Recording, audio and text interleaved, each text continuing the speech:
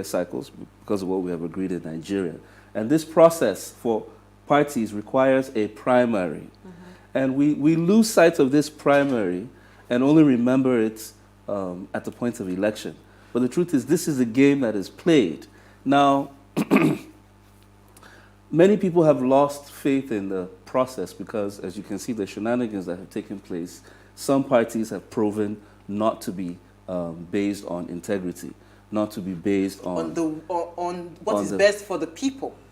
Best for the people or agreement of the party. Why? Because INEC, well, let me not say INEC, the electoral law amended that's Buhari passed gave room for 3 levels of electing party officials. 1, the direct primary. 2, the indirect primary. 3, consensus. You have to understand what this is and why the delegates become so important at the end of the day. And for a long time within the country, the delegate system, which is the indirect primary system, was what held sway because it literally was being coordinated or influenced by the all-knowing and all-powerful governors. So for a long time, and the delegates are appointed before now because they just made an amendment. I'll get to that shortly.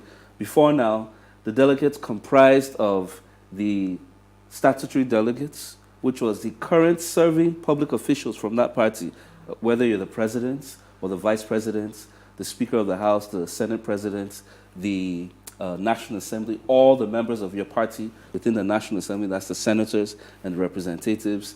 You come to the state, you have the governor, you have the commissioners, you have the local government chairman, the House of Reps, State Assembly members, and then the Ward Council members. All these people comprised of the delegates, the statutory delegates. So they were called super delegates. They had automatic roles. They knew they would be voting whenever it came to a primary election, be it at the state level or at the federal level. Then you have the ad hoc delegates.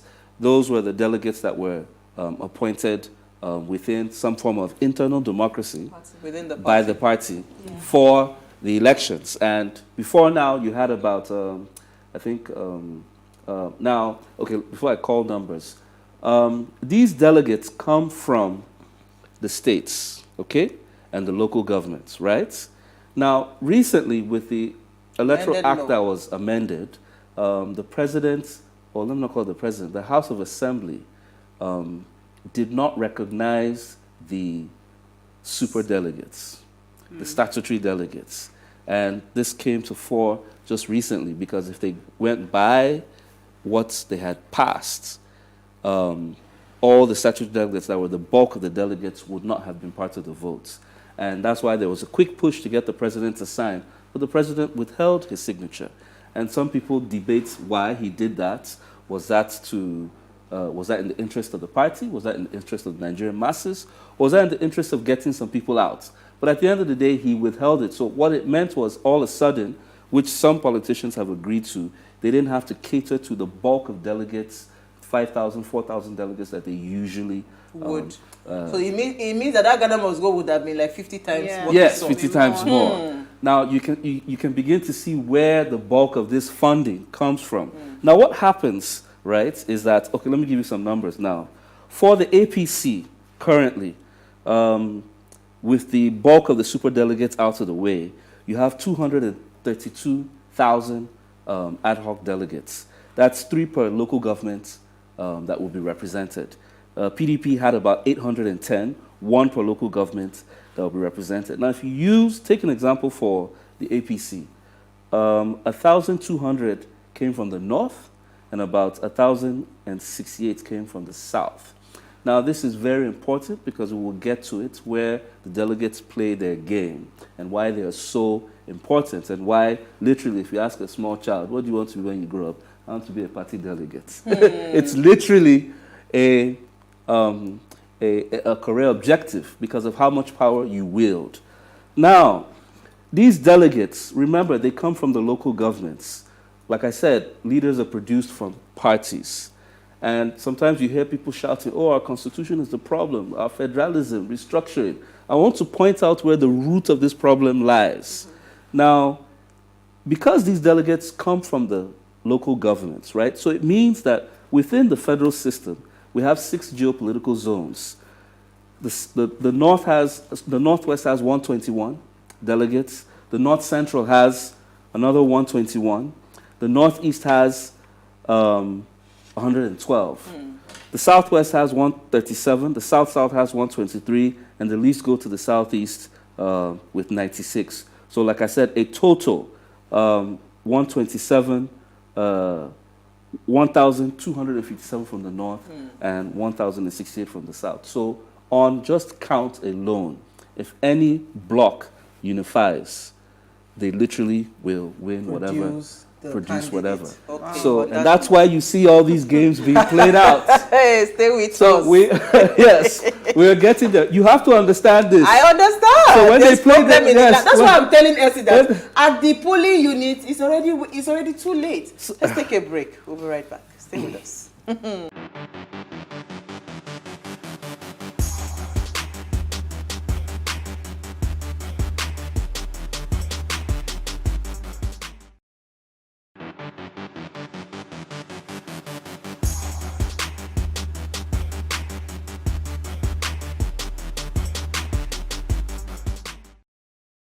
Thanks for staying with us. Now, if you just tuned in, we're analyzing the just concluded party primaries with Devo Okore. Now, please, let's hear what you have to say. Remember, you can join this conversation. Send us an SMS or WhatsApp to 081-803-4663.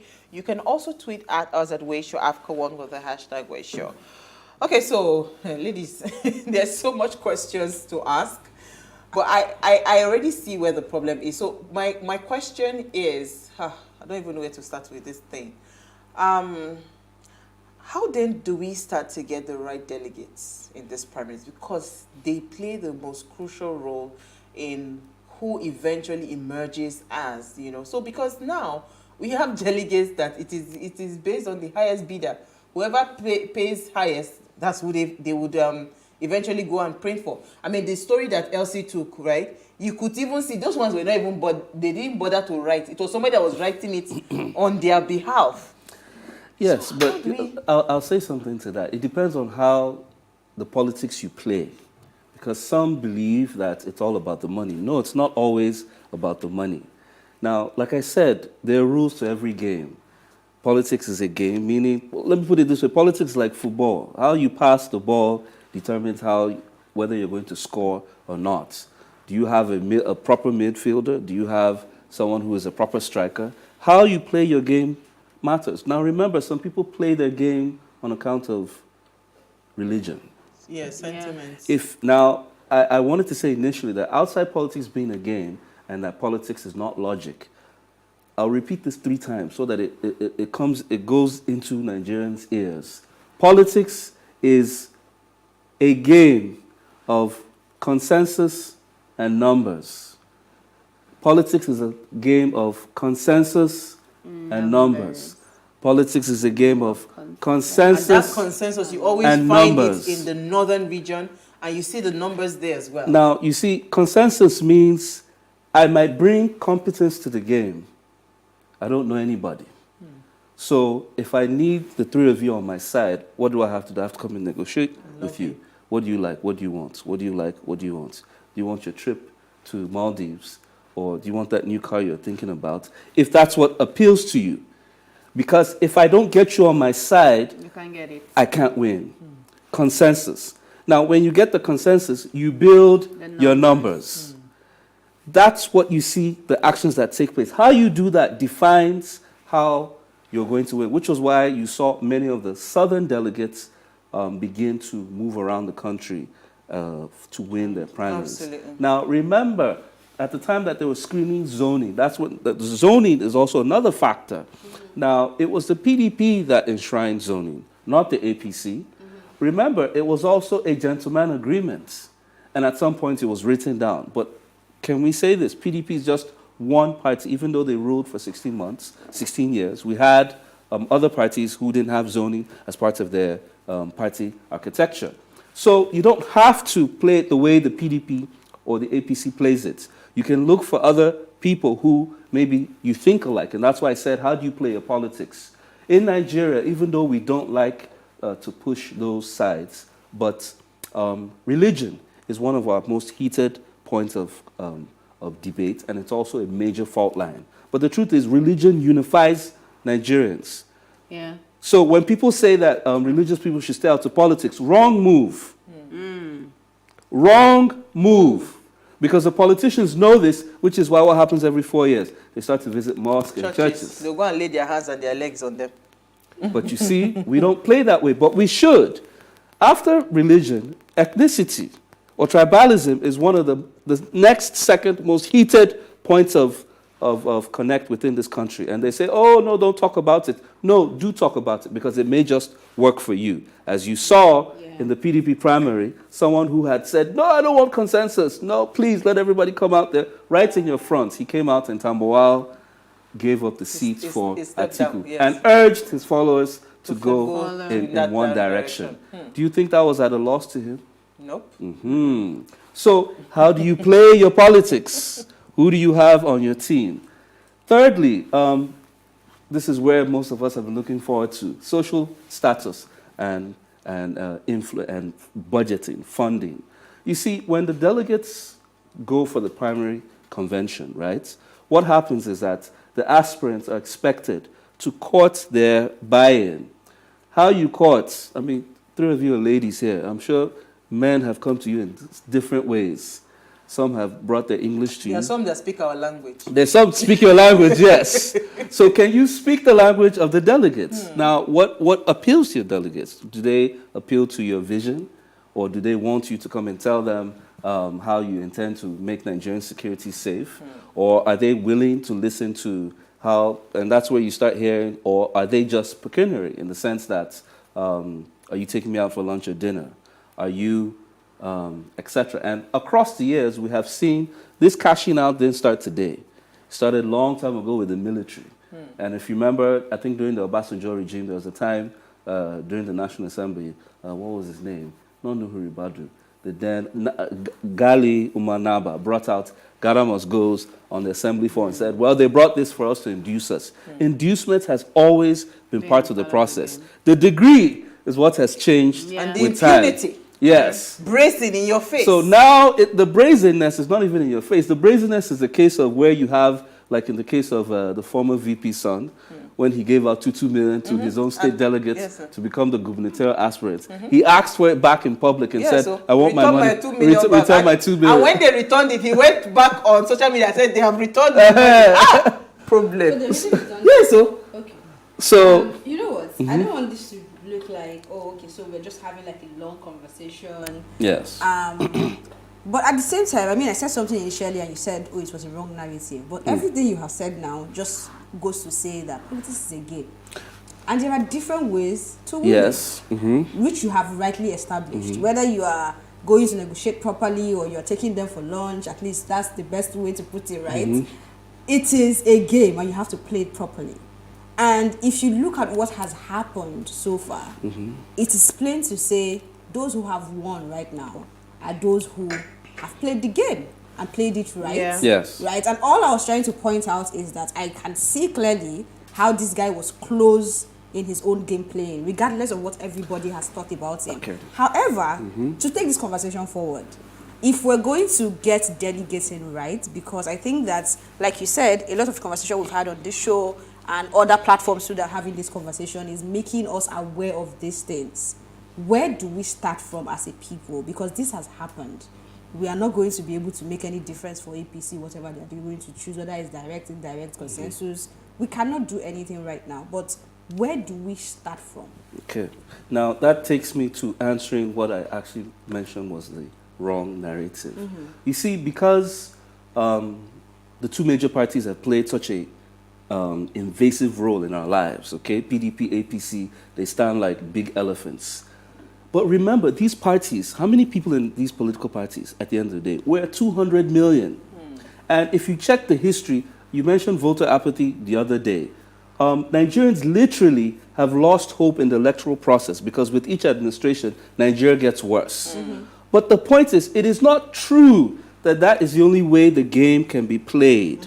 Recently, a major aspirant of the PDP, Peter Obi, left because he felt maybe he didn't have And he's now high the presidential chances. candidate for the And Labour Party. he, in his history, people had said, oh, he wasn't ready to share money, right? Now, is it true that all Nigerians only want money to do what is right?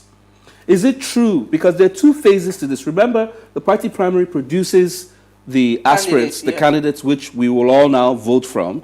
However, it's not just PDP and APC that exist. You have about 40 parties on the INEC register that will be on the ballot. Yeah. Now, how come Nigerians, other Nigerians who don't believe in this kind of Jankara and dollar-rated politics have not come together to be able to produce a party A of project, like minds, yes. okay, who can also sit together and say, hey, let's play our politics differently. Now, I will almost tell you that in this last election, it wasn't always about money. In some cases, some people, not just money, there was a lot of corrupt politics that came out, even in their own way of playing. Now, if this is not done, and this is where the difference is made, people say, does Peter Obi have a path to winning? Well, the truth is, it's left to... It's in the hands of Nigerians. Yes. Which is what I was Before it gets to the hands of Nigerians, the first leg is in the hands of the party. Is the party going to join with other like-minded parties? If they're not going to join on the like-mindedness of maybe we come from the same region, can they say that let's be that alternative or Third third leg, force yes. to the two major parties who seem to be the same? And remember, you have to have presence in about 75%, that's 3/4 of Nigeria. So how was the APC formed? How was the PDP defeated? Yeah. The CPC, that was from the north, paired up with the ACN, that was from the southwest, paired up with I think CPC, there was one party from ACN, and the southeast, and they became a larger party. And then a big chunk of people left the PDP and joined the APC at that point. And that's how they won. It's the same thing that's going to happen if we're going to topple the existing, APC. yeah, And you don't always have to start at the presidential level. You can start by making the difference at the local government, At the making the difference grassroots. at the state level. Already, I think from what I gathered, 14 senators and about 23 House of Rep members were toppled in this current primaries. Yeah. Yes. So it's not true that some people hold sway and that they cannot be moved. They can be moved. Yeah. To what level, like I said, how are you going to play your football? Maybe the alternative force has the youths in mind. At the time NSARD started, right, how many people knew that that tidal wave was coming? Yeah. If you remember, because people tend to forget how it started, I think something happened with Naira Marley, and he said, oh, he's going to complain, he's going to come out with his fans, and you know he has a cult following. What happened? The police came to him and started trying to negotiate how they would calm him down. And what happened? After a few days, he said he's not coming out anymore. 2 people got angry that, why are you calming down? That we thought we were going to speak up against police brutality. I think that was one of the P-Square duo. Yes. And then Fowles. And they were Yeah. like, oh, are you going to come out and join us? And Two-Face was like, oh, no, I'm not coming out. My family, my this. People didn't expect much. But one thing led to the other. That And before eventually- we knew it, there was a massive following of Nigerian youths, unprecedented, on one common cause. Now, that is the difference with how we play our politics. People like to say that the NSARS people were sponsored. No, we all know that's They not were not true. sponsored. It Yeah. took Yeah. collective effort from different people to be able to... Collective pain One points. purpose. Yes. So, are we angry enough with what we have seen to be able to say, we're not going to take this anymore? Are Nigerians, because the second level after the party primaries is when the election happens. I hope apathy, voter apathy, is not going to affect this election. But if we go by the track records, a lot of people are tired. A lot of people are saying, oh, Same old, same old. yeah, Stop same old. assuming your They've vote rigged the still elections counts. already. It They're going to counts. do it. No, you can. And this is what we need to break. We need them to understand that collect the money. A lot of money is going to move. It's truly your money at the end of the day. Some say, all the money that came from River States, that was all the unpaid gratuities, all the unpaid pensions, and teacher staff salaries. So I expect the River State people, because I can't carry their matter on their head more than them, to begin to ask questions. And the problem is, when you keep collecting this money, then you are no longer able to hold those same leaders accountable. And as long as they keep inducing you For someone who spends upwards of how much now? Call those figures from 100 million. That was a party ticket. Up until those who have earmarked about 10 to 50 billion for an election. What do you think will happen when they win? It's obvious that they will recoup their funds. Absolutely. Let's take our comments. So we're having so much fun. I forgot that time is not on our side. Now, good evening, ladies and gentlemen. I think the just concluded party primaries is just politics. The South has been shouting that power should be handed over to them, but seeing what played out, the South did not even vote for their aspirants. The primaries went well, few being strategic, while others ignored the basic. Most Nigerians are yet to know and understand how politics is played here. While most of us are in the comfort of our homes complaining, the delegates stayed under the sun, the rain, attended meetings from ward level. Hope the masses will get PVCs and come out to vote on election day. This one is, because voting on election day is already even too late. Thank you so much and stay blessed. Thank you, BC. Go ahead. Okay. Good evening, my dear beautiful sisters of What Are You Saying ways. When you want to analyze the just concluded party primaries, you look at it very deeply. What is this idea of distributing and sharing dollars inside Ghana must go bags? Is it not to create distraction? Atiku should follow due process and stop deceiving people with his gifts. My own take on this matter is that Nigerians should take whatever money that is given to them and vote wisely and follow their hearts, because that money given to them is their right and inheritance. I think both of you are on the same WhatsApp group. Is that Sister Elsie? Nice having you back. Saying that I missed you is an understatement. Still looking beautiful as ever. Daniel Ilo, who is regular fan. Thank you, Daniel. Thank you, Daniel. Money, your comment quickly. Good evening, all. I weep so much for Nigeria and really wish I could do anything about it. It's such a dirty system, and I'm yet to see any credible aspirant as it is. God, please help Nigeria. Chisom. So this is the fear a lot of people have, because if we start to hear that Atiku is the PDP candidate, you know, and we don't know what's going to happen with the APC, we Yes, really need that thought force. And we are hoping that Labour Party, like you rightly said, can consolidate, come together with other parties. But even after the primaries, is it possible to still merge all the parties to say, okay, let us now come together for the general especially elections? the not too young to possible? run. What do you think about that? Well, at the end of the day, all the parties will have to submit those who they have vying on their ballots, right? And if you don't, that space will be empty. However, I keep saying this, APC and PDP are just 2 out of 40. 2 out of 40. You have other parties on the ballot that day. I remember the last election. Most people, when they got there, they didn't even know the names They just put of those people. They just looked for what was APC, yeah. recalled to them, which is why visibility It's very is important. key. Thirdly, how do I say this? You know what is right for you. Even however you vote, you don't always have to vote for the president, because what happens is that after the presidential election, everybody goes to sleep. Yeah. You see less crowd out on the gubernatorial day Yeah. when you're voting for your Governor. the governor and your National Assembly. Assembly. And those 2 elections are actually the most important, because you may never see, let's say in this case, you may never see Buhari. But You you may see your never even see government. a never minister. speak to Yeah. Yes, but you see your governor.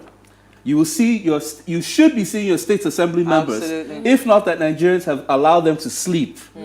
So this is where we need to understand, this is how this is played.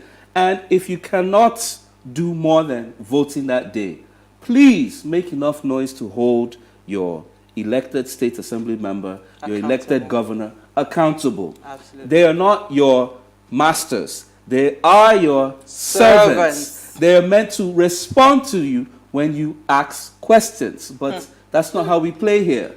On that note, Devo, we are going to bring you back. Don't worry. We don't have time. Yeah. Thank you so much, Devo. At short notice, you always answer us. Thank you so much. Thank you, Manny. Thank you. Elsie. Now, before we go, do ensure you follow us on Instagram at Wayshow Africa. You can interact with us further, drop a comment, and more importantly, follow all our engagements on social media, like, share, invite your families and friends to watch and follow the conversation. Now, if you missed today's quote, here it is again. I really love this quote. Some men change their parties for the sake of their principles. Others, their principle for the sake of their parties. This was very interesting. We see it play out all the time. We'll see you guys live tomorrow at 8 p.m. as we bring another great conversation to your screen. Enjoy.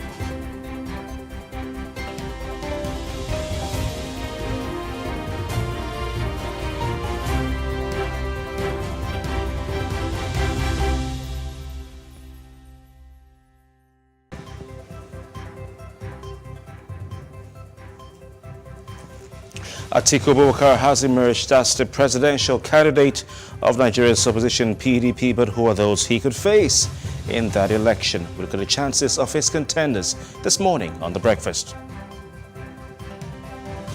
And the ruling All Progressives Congress has screened the presidential aspirants for its forthcoming presidential primary.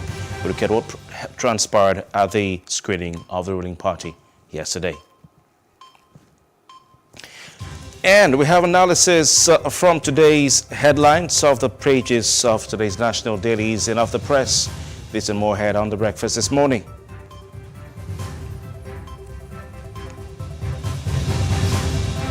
Very good morning to you. Welcome to The Breakfast on Plus TV Africa. I'm Kofi Patel. It's a beautiful Tuesday morning, reaching you live from our studios on Victoria Island, Lagos. We have interesting conversations, but let's start off as usual with our trending segment on the program. And yesterday, it was jubilation and celebration as 3 days after picking the membership card of the Labour Party, Peter Obi, former governor of Anambra State and former presidential aspirant on the platform of the People's Democratic Party, emerged as the presidential candidate of the Labour Party. Interesting scenes right there in Delta State, where the presidential primary of the Labour Party held. The contenders for that ticket of the party stepped down. They all stepped down for Peter Obi, who rode triumphantly like Jesus Christ into Jerusalem. He rode triumphantly to pick the ticket of Labour Party. Let's go down to Delta State and to the venue of the presidential primary of Labour Party, and let's listen to what Peter Obi had to say after he was declared the presidential candidate of Labour Party. We need to rebuild here. We need to give the future generation a hope in this country. A country that is so endured with human and natural resources that have been mismanaged over the years needs a turnaround. And that is the work we've just started. All right, indeed, there were scenes of jubilation and excitement there. You had the likes of Professor Pat Utomi stepping down for Dr. Peter Obi, and most of the candidates had good things actually. All the candidates or the aspirants for the Labour Party ticket had good things to say about Peter Obi and why they were stepping aside for him to ride triumphantly to pick that ticket and become the party's presidential candidate. Don't forget, 6 days ago, on the 25th of May, Peter Obi announced to his teeming supporters that he was resigning his membership of the People's Democratic Party. What are people saying about this? Some have expressed happiness that Peter Obi has finally clinched a presidential ticket, and they're saying they're moving to the Labour Party. I can imagine the Labour Party's followership online, in particular on Twitter, where it seems a lot of the conversation is going on, has increased and will continue increasing. In fact, they've given themselves a name, Peter Obi FC. However, the presidential candidate now of the Labour Party had to caution his supporters on Twitter yesterday to take it easy and to have some decorum in their conversations and in their campaigning for him on the social media application and on across social media sites. And he said that it had come to his attention that some of his supporters had been attacking and other candidates, and he didn't like that. Quite interesting. The presidential primary had a lot of intrigues and, had a big media attention. It was sort of a celebration of sorts, because it was quite clear that this was going to happen at the end of the day. You had some talk a few weeks ago, about 3 to 4 weeks ago, about a certain mega party being created to be the third force in Nigeria's election, and that Labour Party was touted as being the party of choice or the consensus party to fly the flag of this third force coalition in the 2023 elections. It remains to be seen how this will go. If that happens, that will be quite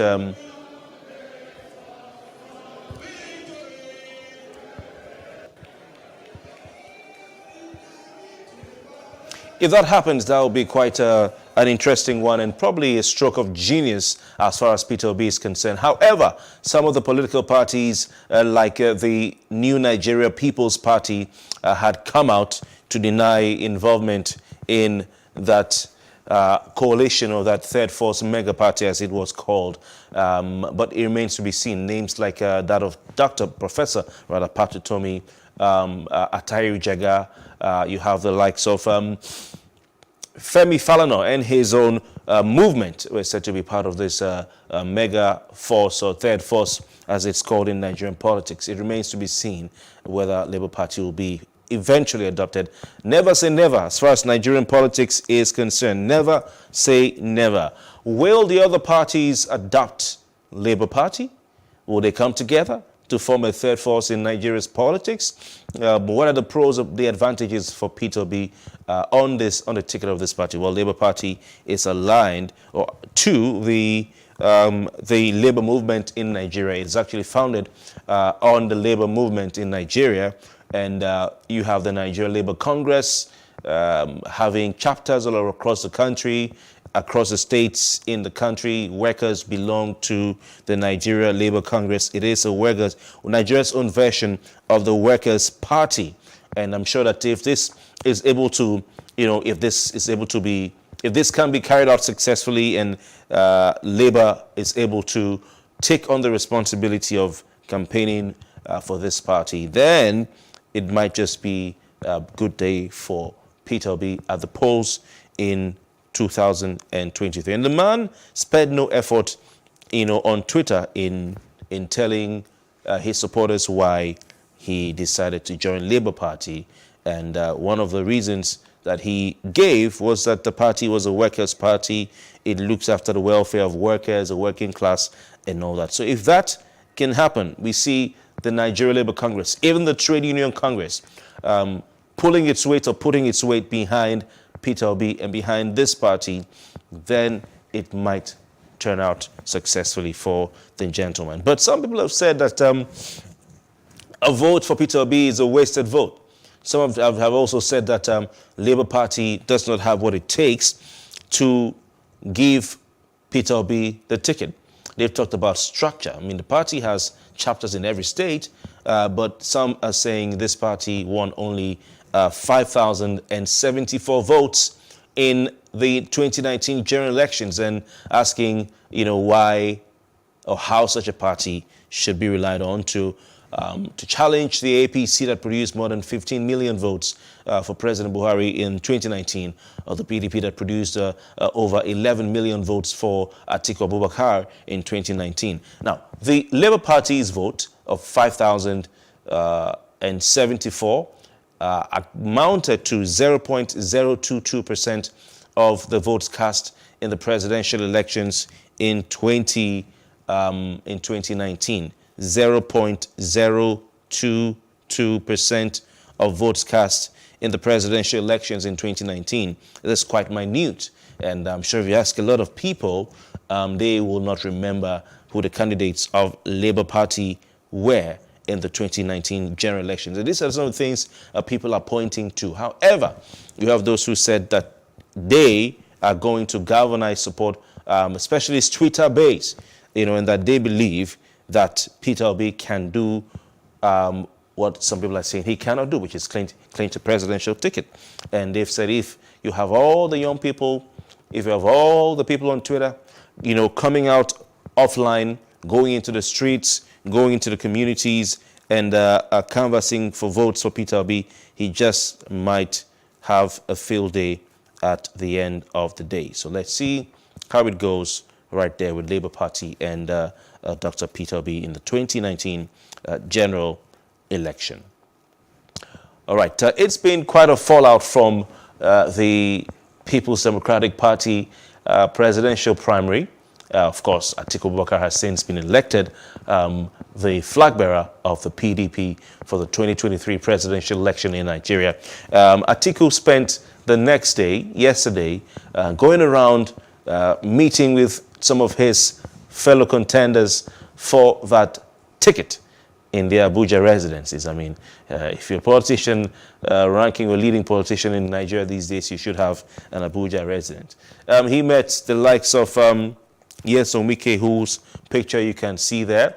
And Wike had to come out to say some things. But a major statement that was made by Nyesom Wike was a tweet he put out that he will support whoever emerges as the candidate for the PDP. Indeed, that is Atiku Abubakar. He also, when he landed in Port Harcourt, addressed his supporters of the People's Democratic Party in Rivers State. And Nyesom Wike, wow, complaining about setting gang up, certain governors from the south who were unreliable and didn't keep to their word and all that, at the end of the day said that he's a PDP man through and through, that he was going to keep to his promise he made, or the promise he made at the presidential primary where he gave his speech. And in his speech, he said that he will support anyone who wins that primary election. So he reaffirmed that when he addressed his supporters in Port Harcourt at the Government House where they had a meeting, and he said that he was going to work for the PDP. He said that he was going to support Atiku Abubakar, and he also went on out to put a tweet where he said that he will support Atiku Abubakar and work for the PDP in the 2023 presidential election. Now, Wike has always flaunted his credential as being a true party man. He's spared no effort in telling the delegates as he traversed the country to seek for their support that he remained has been in the party, in the PDP, since it was founded in 1998. He has never gone anywhere. Like he always says, I'm not to go anywhere. Atiku Abubakar himself has been to the APC and back. The likes of Bukola Saraki have also been to the APC and back, but Wike has remained. So he is saying that he, in pledging his support for Atiku Abubakar, despite losing that presidential primary to him, is being a true party man like he has always been. And indeed, the reaction has been quite favorable for Nyesom Wike, with supporters of Atiku Abubakar and supporters of the People's Democratic Party expressing their pleasure in the position that he has taken. Atiku spent time to also visit other contenders as well, trying to unify the party. And one of his 5 agendas, or 5 points agenda in his campaign has been unifying the country. And also, I'm sure that before you unify the country, you have to unify your party. And that is what it seems Atiku Abubakar is doing. All right, the wreckage of a missing plane was found at the foothills of Nepal's Himalayas, the Himalayan mountains, yesterday after it went missing the day before, with 22 people on board. And no one likes to hear a plane crash story. No one likes to hear a plane crash story. The Himalayas are quite a rough terrain. That's where you have a range of some of the tallest mountains in the world. And it's quite a rough terrain, harsh terrain, and not a good place for any mishap to happen. Well, the Nepali Army spokesman Narayan Silwal said that the plane was found somewhere in Sanoswar, which is in the Mustang district, Himalayan district, northwest of Kathmandu. Kathmandu happens to be the capital of Nepal. Rescue team member told newsmen that the search team was looking for possible survivors from the crash, but was not optimistic about finding 80 now. The wreckage was found at an altitude of, guess what, around 4,000 meters. That's quite a lot. And an international mountain guide by the name Narendra Shahi said the Nepal Army search and rescue team was currently at the crash site. It's quite a sad one. The plane is a Tara Airlines plane which was flying from Jomsom to Pokhara, which is a popular tourist hub around 200 kilometers west of the capital, Kathmandu. And we're told the plane had 3 crew members and 19 passengers on board when it lost contact with the air traffic control at about 9:55 a.m. or at about 4:10 GMT, or 4:10 hours GMT on Sunday. There were 4 Indians, 2 Germans, and 16 Nepali nationals on board. Very unfortunate one. very rocky and rough terrain where you have amongst the highest mountains in the world, the Himalayas. We do hope and we do pray that at some point they will find some survivors, if possible, all of the passengers alive. All right, that's so much we can take on the trending segment. When we come back, we'll look at the headlines of the pages of today's national dailies and Off the Press. Stay with us.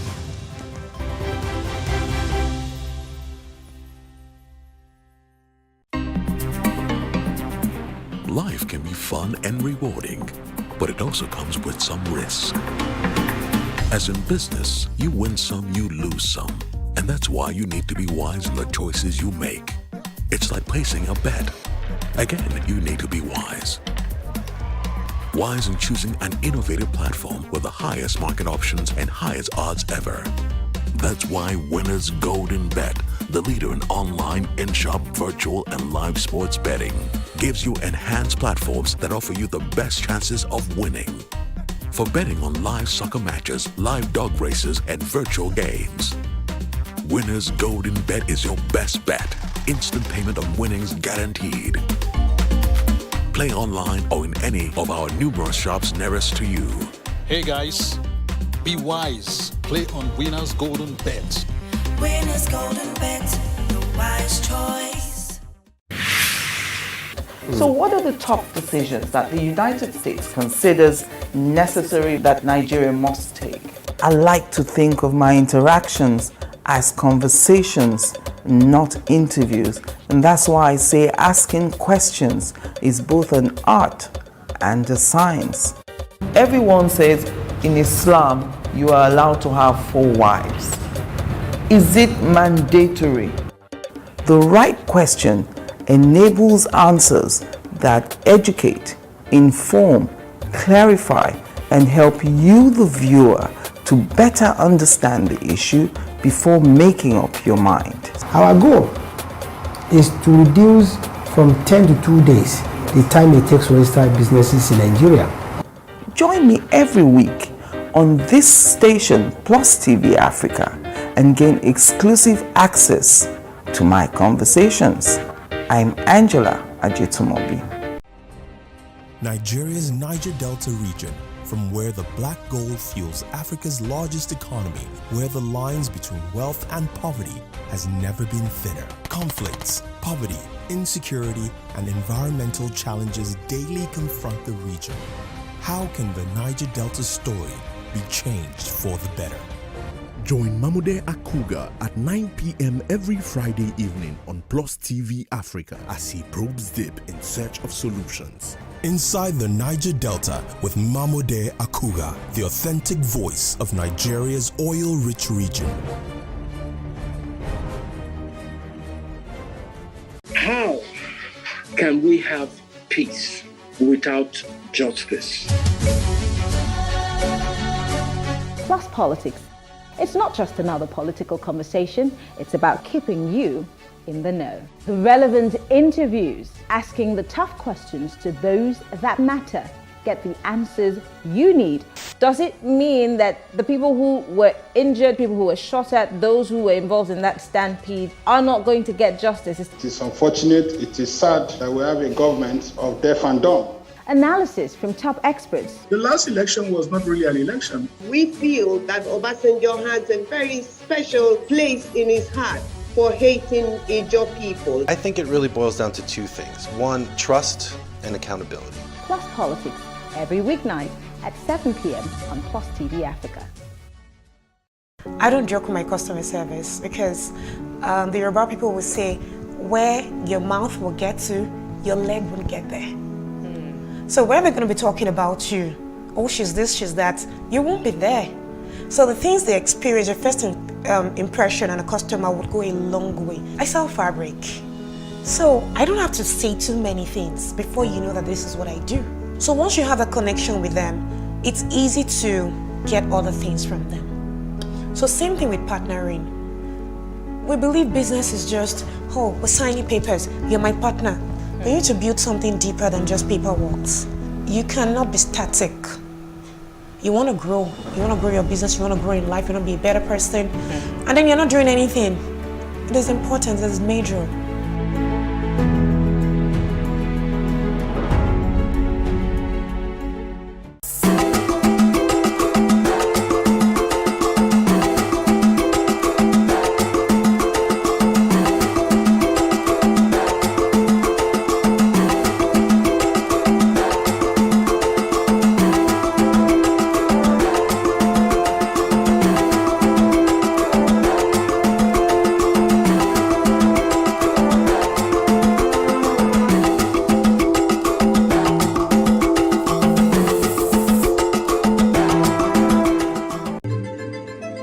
Nigeria, by extension, Africa, is faced with a lot of challenges. The growing youth population with little engagement, that is a ticking time bomb. We are a blessed people with diverse culture and highly cerebral minds who have a lot to say. And yes, we are talking. It is important we drive the right conversation that informs, inspires, influences thought and action. If we say there's beauty in our diversity, then let us embrace our diverse culture. We must continue to courageously be the voice of transformation as we are the hope for the future. Yesterday's conversations shape today. What are you saying to shape your tomorrow? We know you have a lot to say, and we are here to hear you.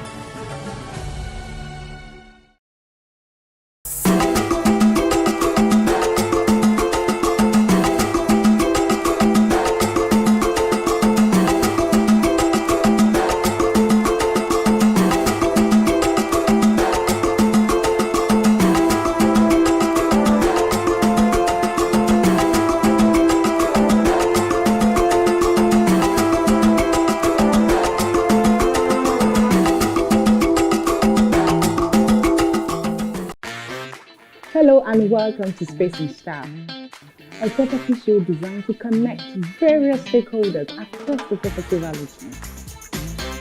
We can also provide realistic solutions and deepen your knowledge about the interesting world of real estate.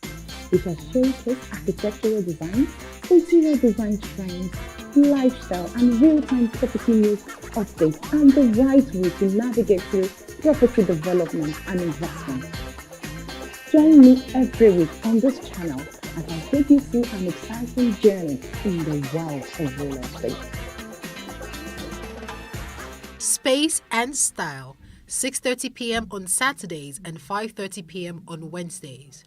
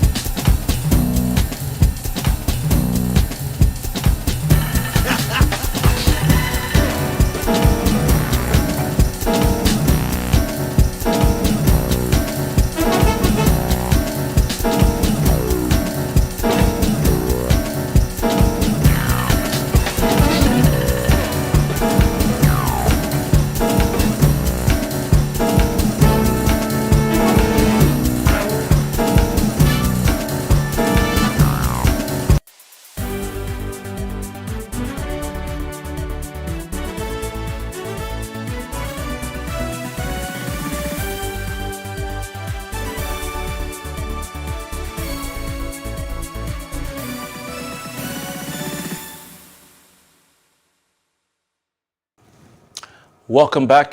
Time to look at the headlines on the pages of today's national dailies. Glad to say we have joining us is Chris Kende Wando, chartered mediator and conciliator, a regular on this segment of the program.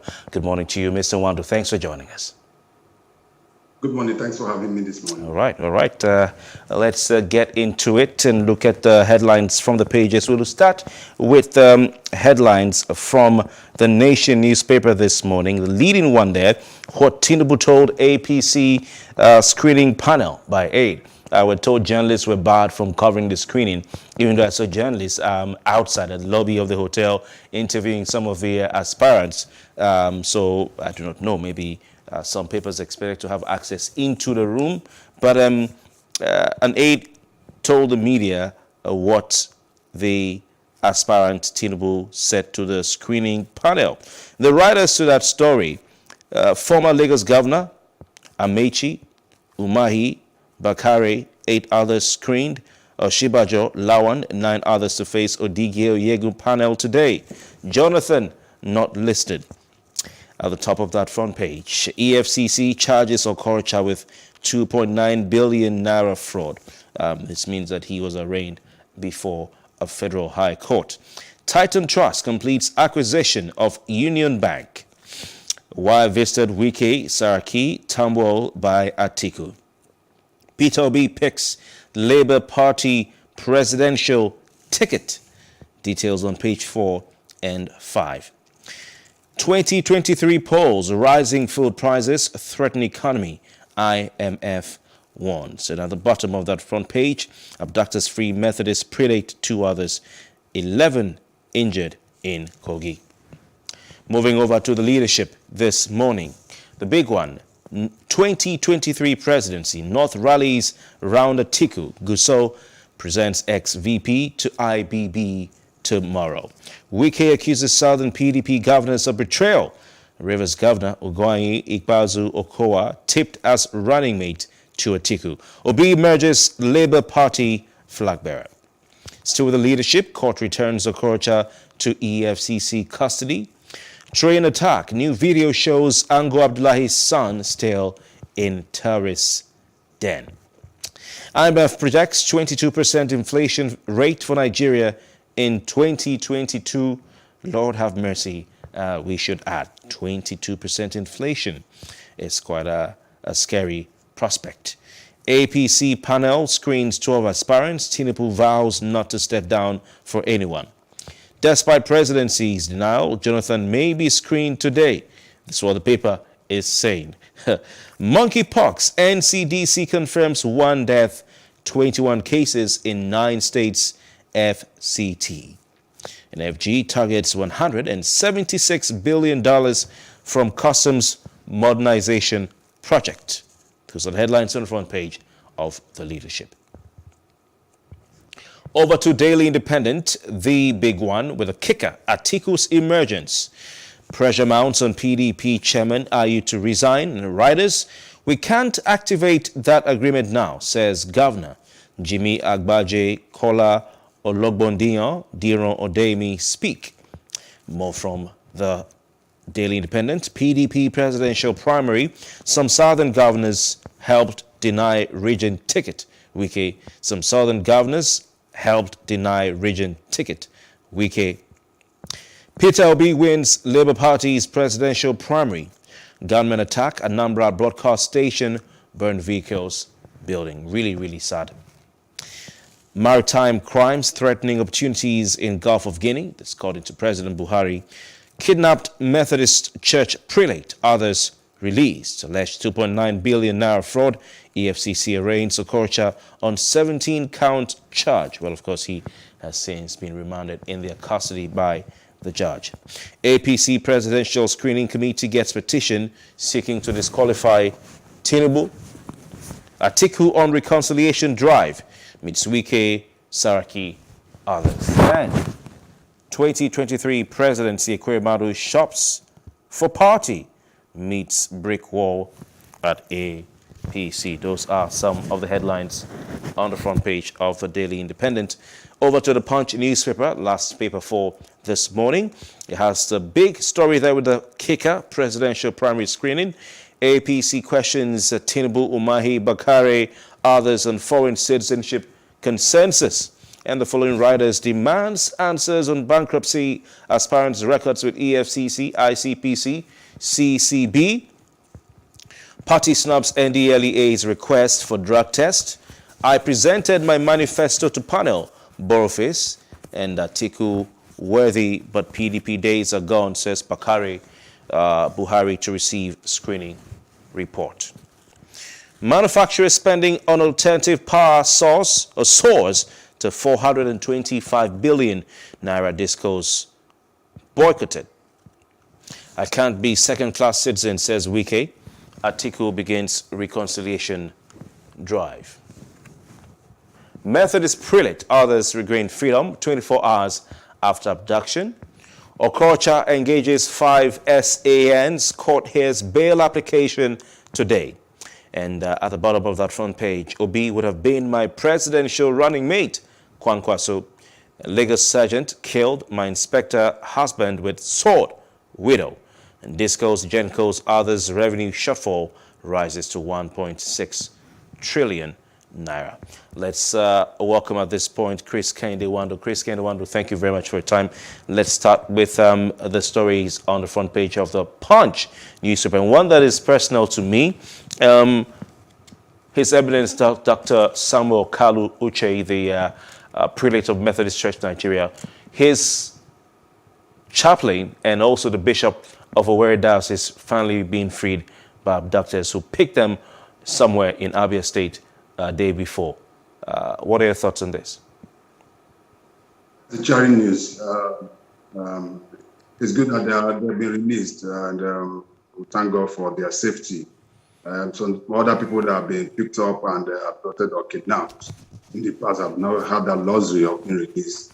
Fresh in our minds are those that were kidnapped or abducted after the train attack along the Abuja-Kaduna route. Until now, we still see videos of them emerging from the forest, and they're pleading for their life and begging for assistance so that they can be released. It's going to weeks, several weeks now, and it seems that we've not making any headway at a point. They gave the federal government 7-day ultimatum to pay up or send to their request. But a few days ago, we heard that they have backed down on that, and negotiation we heard is still on, and it is our belief that all abducted or kidnapped Nigerians, wherever they find themselves, will have the opportunity of being released to their family. So for me, it's good news, but that also brings to the serious problem we are having, the security challenges we are having in Nigeria across board. It's no longer in the northeast or northwest, but across Nigeria, in the south, in the south-south, in the southeast, southwest, north central, every part of Nigeria is being a threat at this time. People are not safe. When you get out of your house, you don't know whether you come back safely. So that to me is the question we should be asking ourselves. And if we put into place the promises made by this current government in 2015, one of the cardinal points which promised the made to Nigeria is to make Nigeria safe. But are we safer than we were in 2015? They say we are, but we as Nigerians know that that is just a mirage and untrue.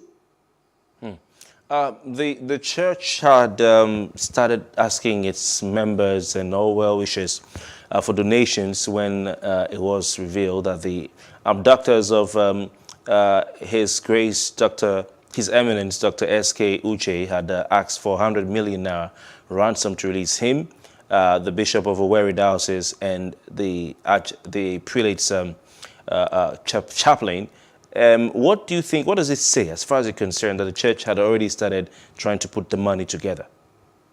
Very quickly. It goes to show that they don't have much trust in the security agencies, because whenever your family member is kidnapped, you're on your own. When you even report to the security agency, yes, they promise to do something, but at the end of it all, you'll be told to go try as much as possible to negotiate with the bandits or kidnappers so that your relative will return safely. So they have taken it for granted that the only option for them is to be able to raise this money and make sure that these people are released. But good enough, they've been released. So nobody knows whether any ransom was paid or whether it was the security agencies that secured the release. But the most important thing that the report is coming in that they've been released, and that to me is the good news there.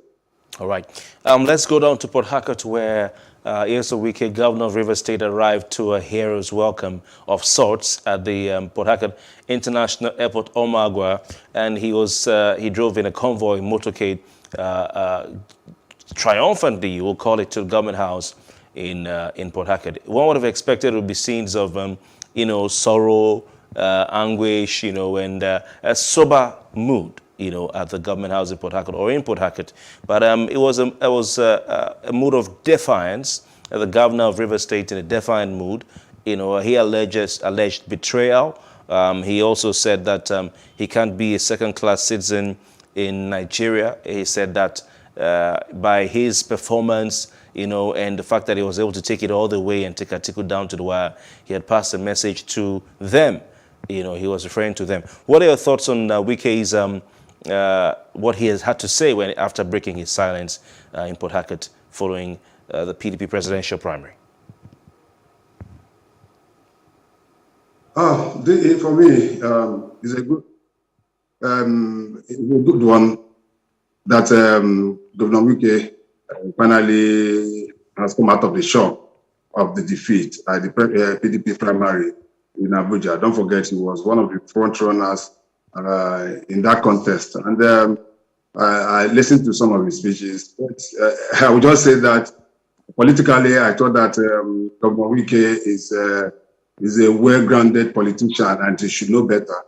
But when I listened to his speech, especially the one concerning South governors, who he said he never believed that we gang against him, I would just look at it from the point and say, probably Governor Wike is a learner. Because in politics, you can expect anything to happen. Don't think that you have it or you have the field covered, as we say in law. It's either you are living in fantasy or just believe that anything can happen in politics. In politics, 30 minutes is as good as changing the dynamics of any situation. And we saw that at the MK Abiola Stadium in Abuja, where a few minutes after his speech, the governor of Sokoto State, who many believe is a very, very trusted friend of Governor Wike, came out and announced his withdrawal and asked his supporters to vote for Alhaji Atiku Abubakar. Nobody saw that coming. I think Governor Wike should be talking more of that than blaming his fellow South governors. Don't forget also there was a South governor there. Governor Udom is from South. So what makes him believe that he has more rights to the vote from the South than Governor Udom? So, but the fact is that one thing I like about the way he has gone about his person after that loss is the way he started galvanizing support for Atiku. Atiku visited him yesterday, visited Saraki, Anyam, and so on. That means that reconciliation is on. And PDP seems to be poised to be unified. During that primary, Governor Wike said that even if he loses the primary, that he's going to support anybody that emerges, and I think that is what he's trying to do. So to me, he's a true party man, and I hope that they'll be able to reconcile themselves and get themselves ready for 2023. All right, you're saying he's a true party man. And before we move on, part of his anguish was that some of the governors from the South and Southeast in the party sort of threw their weight behind Atiku Abubakar. There's a particular governor whose name I won't mention, I'm sure you're aware, who is said to have told the delegates from his state to vote for Atiku Abubakar, and whose name is really, I think, at the top of the list as far as Atiku's running mate is concerned, possible running mate is concerned. You know who I'm talking about. There was a Southern Governors Forum meeting in Asaba Delta State, the backyard of this particular governor, and they declared that they will support a Southern presidency. That was in May 2021. In July 2021, there was another meeting of Southern governors in Lagos, where they also signed a communique declaring that all 17 of them will support a Southern president in 2023 election. So, and this communique was read by Rotimi Akeredolu, Governor Rotimi Akeredolu. So if Wike hears that some governors had meetings and decided to tell the delegates from their states to support Atiku, how is he to feel? Kofi, in politics, there is no permanent friend. What we have is permanent interest, just like international relations. So Governor Wike should just go back and continue doing what he's doing and governing the people of Rivers State and giving the best of representation. He's calling on people and castigating people. But also, what were the utterances of Wike before the primaries? Wike was going on a spree of demarcating most of the aspirants. That is, talked so much about Atiku. He went to Anambra State and told Anambra people that Peter Obi was not electable. It's on video. I'm sure you must have watched that video. He told them that it's not electable, that it's just a waste of votes. And so what do you expect when you go around demarcating people? Like, yes, it's politics, but you don't. I believe that part of the problem of Governor Wike probably would have gone more is because of the way he talks.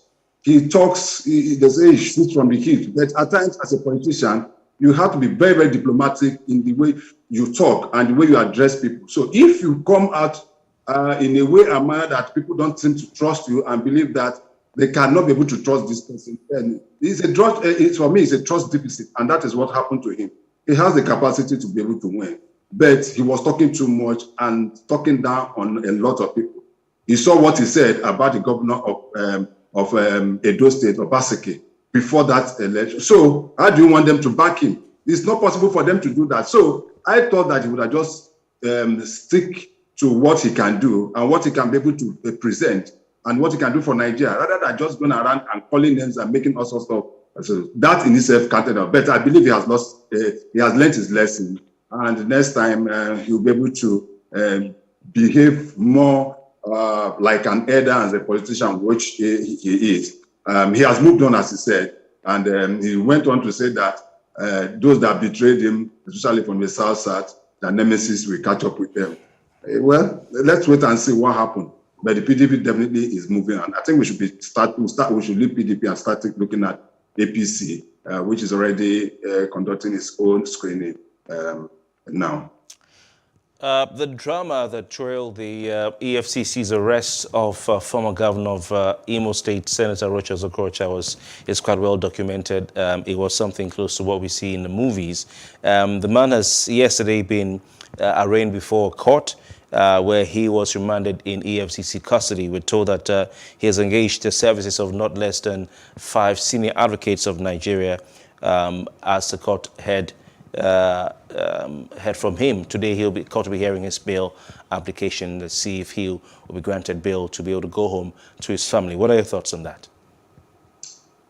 The charges against him are available, so he has a right to bail if the courts find it necessary to grant him bail. Secondly, also the fact remains that he had his case a day in court, and that is as part of his fundamental human rights as a citizen of Nigeria. If you are arrested, it is expected that within 24 hours or 48 hours, you should be charged to court. And EFCC seems to be doing the right thing. Is it 22.9 billion or 3.1 billion now? Don't even know which one. But the fact remains that Rochas Okorocha, my former governor, is having his day in court. And it is for him to be able to prove to the court that the allegations leveled against him were false, and be able to provide that evidence. I read somewhere too that he also going to court, or he has also instituted an action against the Attorney General of the Federation and the federal government over his arrest. Let's see how this pans out.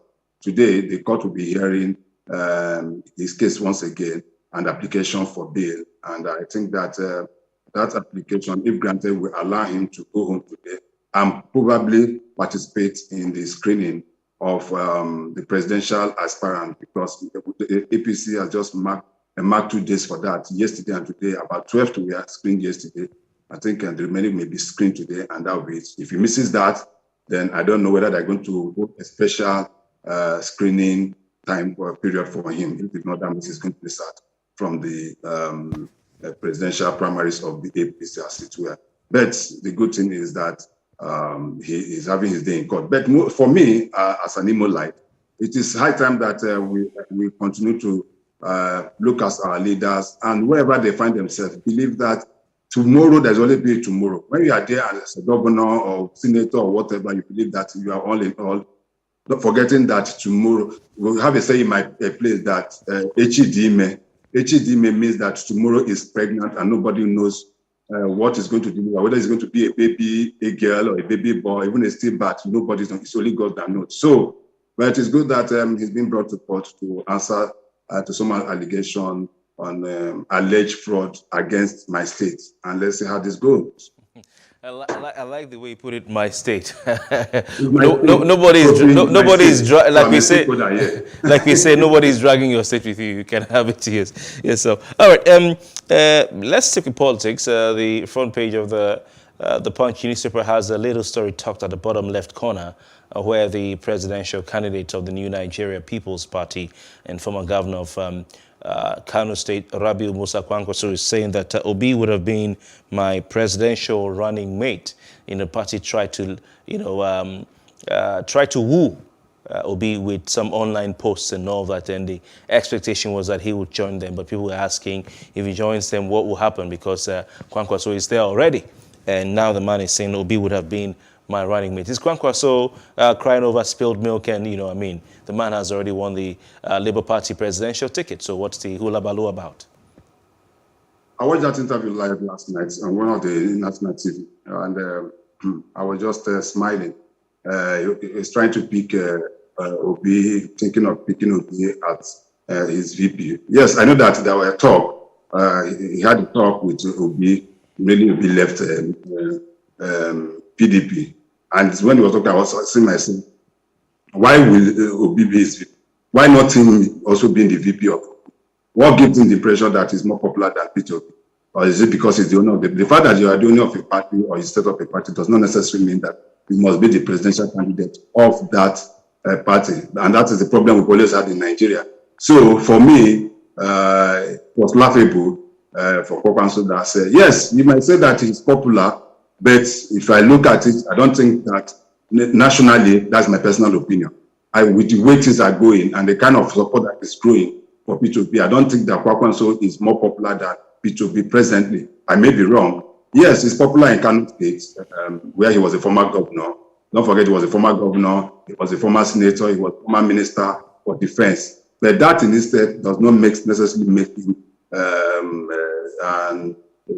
I don't know, a universally accepted person. But the top breakdown and P2P moved on, and it was yesterday that he was unanimously elected at the primaries of Labour Party as the presidential candidate of the Labour Party. And people like Professor Pat Utomi stepped down for him, and one other P2P, I think, is moving on.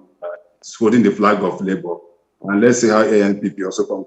But that Kwankwaso will get the presidential ticket of his party. But there is going to be a lot of realignment in politics of Kano State with NNPP. You see that Kwankwaso and Shekarau seems to have close rank to be able to face the tsunami called APC in the state. They fell out with current governor of Kano State, Ganduje, and which is why two of them came together and see whether they can wrestle power out of the hold of APC from 2023. We are watching and looking. All right, we're watching and looking. You say, let's go over to more papers from other newspapers. And with the Daily Independent, it has this headline: Atiku's emergence, pressure mounts on PDP chairman Ayu to resign. We can't activate that now, or that agreement now, says Governor Jimmy Agbaje. So I'm just going to leave it at that. Why would it be expected that Ayu should resign because Atiku emerged? Yesterday there was a video of him visiting, leading a delegation to visit Aminu Tambuwal, and he called Aminu Tambuwal the hero of the convention. Well, I think in that way, the PDP is in kind of dilemma now, because the impression was initially when they had the convention in last year, towards the end of last year, this year, to elect the chairman of their political party. The impression was that the position of the chairman will be zoned to the north, whilst the presidential ticket will be zoned to the south. But the way it turned out, it seems that was jettisoned for whatever reason. And now you have a presidential candidate and a chairman of national chairman of the party coming from this. That has never happened before. So even if it did, it must be for a short period. So PDP needs to be looking at that. At the point that we had before even the primaries, it was said that the chairman said we not resign, irrespective of where it comes from. But it is going to be a very, very tough call for the PDP now. And never have the issue of sharing this political office has always been the presidential candidate will not come from the same place with the national chairman. So we are waiting to see whether the PDP will, by this time, allow the national chairman, who is from the north, from Benue State, to step down in order to make sure that somebody from the south takes over the leadership, or whether the PDP will go ahead with this current formula toward 2023. But it's a very, very tough call as far as I'm concerned. All right.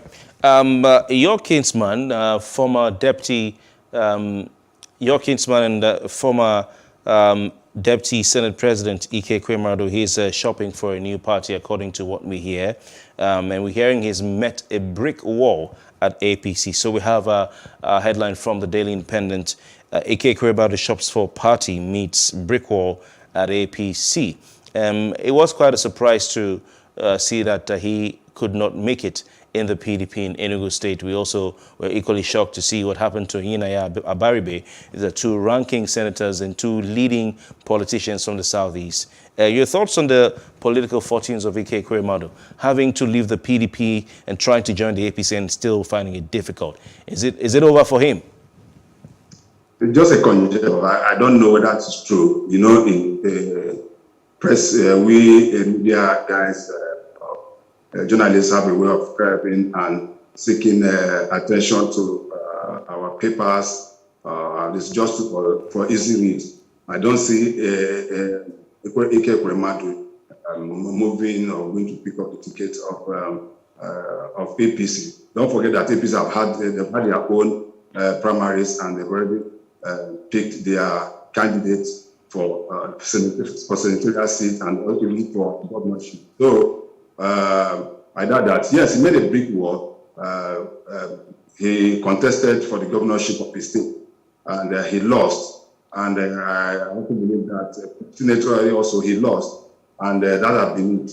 But Ike Ekweremadu has been in Senate for how many years? About 5 times, or I don't know. I can't remember now. And since 2003. Sorry? He's been there since 2003. Exactly, that's what I'm saying. So you can imagine the number of, just like Abaribe. Abaribe is a bit lucky because after he lost that, he lost the attempt at becoming the governor of Abia State. He moved to Abia and he was able to pick up a senatorial seat, not even governorship that he was eyeing. And now he'll be scoring it out in 2023 against the governor, Okezie Ikpeazun, of the PDP in the Senate. So it's an interesting time. And I told you that in politics, earlier on I said that in politics there's no permanent friend. What you have is interest. And to me, as a person, it just shows the level of selfishness of our leaders. The fact that they want to remain relevant. Some of them don't even have a job again. What they do is politics. So if you lose an election or primaries, whatever, if you know that you are well grounded, you can go back to your business. And continually, it does not end that you must be a politician. That is why we have always said that politics in Nigeria should be seen as a part-time job, so that people don't take it as a full-time. But here, they've taken it as a full-time job, and that is what we're saying. But interesting time ahead in 2023. Interesting times indeed. Let's go over to the leadership this morning, the leadership newspaper, and it spares some space for the APC presidential screening as it's ongoing. Yesterday, 11 aspirants screened out of 23 accused. Said today more expected to be screened. We heard yesterday that Dr. Goodluck Jonathan's name was not part of the 23 names to be screened, the 3 aspirants to be screened. But a headline from the leadership says, despite presidency's denial, of course, President Buhari had to come out to deny that he will support, pushing Jonathan agenda. It says, despite presidency's denial, Jonathan may be screened today. We were told yesterday the man was in Italy. Is this possible that he will be screened today by the APC? The last time I checked his Twitter handle, he posted that he's in Milan in Italy. So I don't know how somebody that is in Italy would, but except he flew in this month from Italy. That is one. Two, when the APC released the name of candidates to be aspirant to be Goodluck Jonathan's name was not there. I also didn't see the name of the governor of Central Bank. His name was not there as well. So to me, I think that is concluded already. But except APC is going to give you some level of waiver, the man has come out to say consistently that he didn't pick the form. Probably some people picked for him. And he has not come out categorically to say whether he has joined APC or whether he's going to be a candidate or an aspirant to APC in this presidential election. The man has not come out categorically to say, all he has been saying is, oh, I'll make my views known and rest of it. If the screening ends today and the name, Kofi also remember that during the PDP primaries on Saturday, if you look at the program of event, the name of Goodluck Jonathan was very, very prosperous. You could see the picture and his name, which means that he has not left the PDP. There's no evidence to show that Goodluck Jonathan is no longer a member of. If you are not going to be a member of a party, you will come out to say. And from what we've heard, he has not come out to say that. So you cannot be a member of PDP and APC at the same time. It's not possible. So for me, it's neither here nor there. The president has come out to deny that they are part of this attempt to bring in Goodluck Jonathan. What I've always asked is that, what did Goodluck Jonathan forget as Aso Rock that is going back to pick, knowing what the APC and leaders of APC did to him in 2015? He was called clueless. He was called all sorts manner of names. I was told that he's not worthy of being a president. So what has changed between 2015 and 2022? I don't know, Kofi, if you would ask me. Interesting, very interesting indeed. That's the much we can take right here on this segment. But Chris Kehinde-Nwandu, thank you very much for your time. Thank you very much for having me, and do have a nice day. All right, thank you very much. Time to take a break, and we'll look at what happened today in history. When we return, we zoom into a first major conversation on The Breakfast.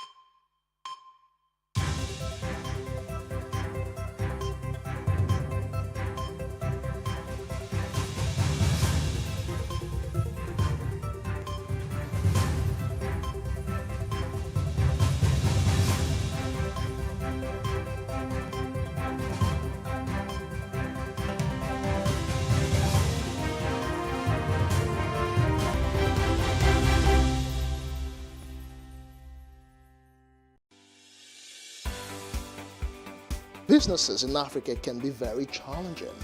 In Nigeria, it is particularly intimidating, and successful builders have learned how to navigate a hostile environment to unlock opportunities. But one major challenge businesses face is how to filter through the noise and identify where their ideal customers exist. Get insight and practical steps from industry players and captains of industries. Hear success stories to help you make informed decisions as you scale your business in Nigeria. Watch Business Insights at this time on Plus TV Africa.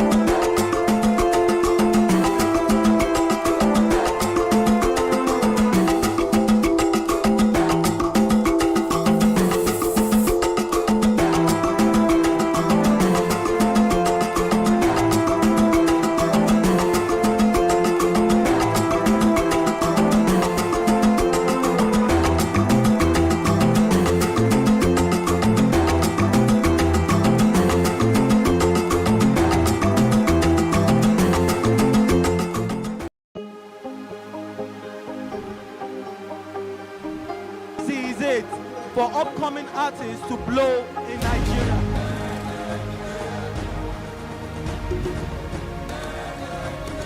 Welcome to Plus Trending.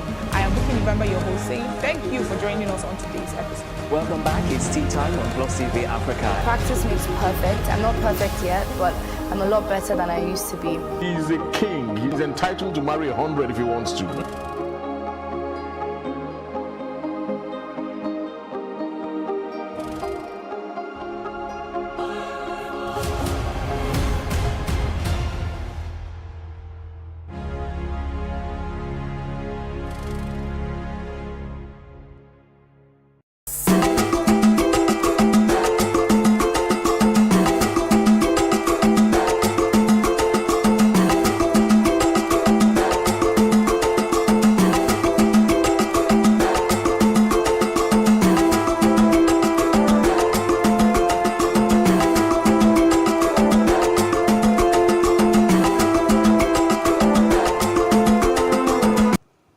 Welcome back.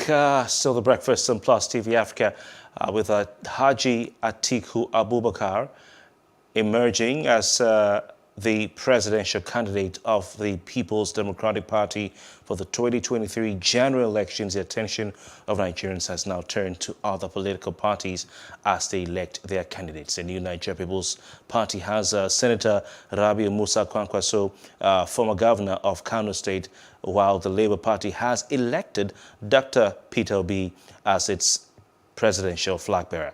The ruling All Progressives Congress will hold its presidential primary from June 6 to June 8. Who are the contenders Atiku Abubakar could face and what are his chances against them? We have joining us on the breakfast this morning to discuss this our guest, Segun Akinwande, who is a member of the All Progressives Congress. He is reaching us from Ondo State, Akure, to be precise. Mr. Akinwande, thank you very much for your time. What are the chances of Atiku being a former vice president and also being a five-time presidential aspirant? You know, what are his chances against the pack, the chasing pack, and his fellow contenders for the presidential position come 2023?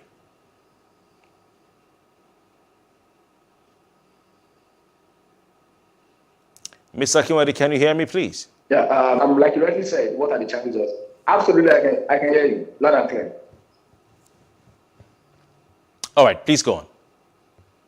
Yeah, so thank you very much for having me this morning. For letting me share my thoughts on what I think about the emergence of the ex-vice president Atiku Abubakar, emerging as the flag bearer in the opposition party, which is the PDP.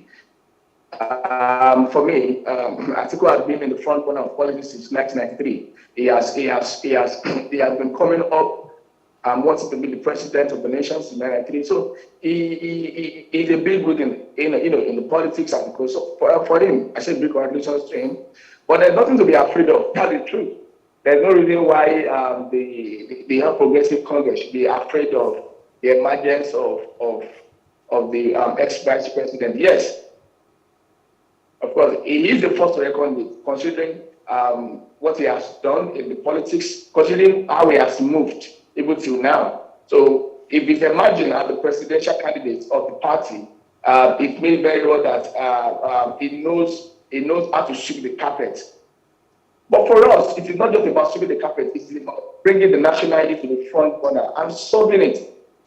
To ensure very well that all Nigeria have equity, and to ensure that all Nigeria has stake in administration. When I mean stake in administration, I'm talking about the dividend of democracy at the table of everybody. We all know what is happening in the economy right now. Now the question is, will Atiku Abubakar, the emergence of Atiku Abubakar as a flag bearer of the PDP, will it solve what is going on in the economy? It will not solve.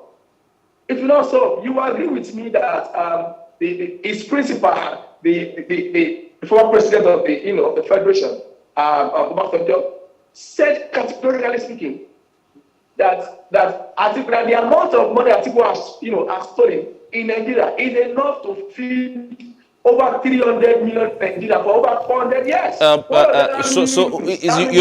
You're quoting someone who said that the amount of money Atiku has stolen. I think Obasanjo is what you I don't know if that quote is true. I've seen it popping up on social media. But even if OBJ said those words and said those things, Atiku Abubakar has not been tried by a court, Nigeria or anywhere in the world and found guilty of corruption, of stealing public funds. So we might be stepping on bottles here if we start saying that on TV, international TV. Yeah, please. I'm just reiterating what his principal said.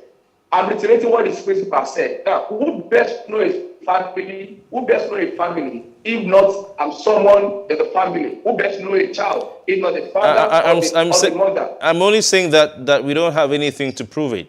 That's what I'm saying. Yeah, of course. I'm only reiterating what the principal said. So I've not said anything out of the extraordinary here. I've only said what the principal said. But however, shifting the goalpost apart from that, where I'm actually pointing out is do we need an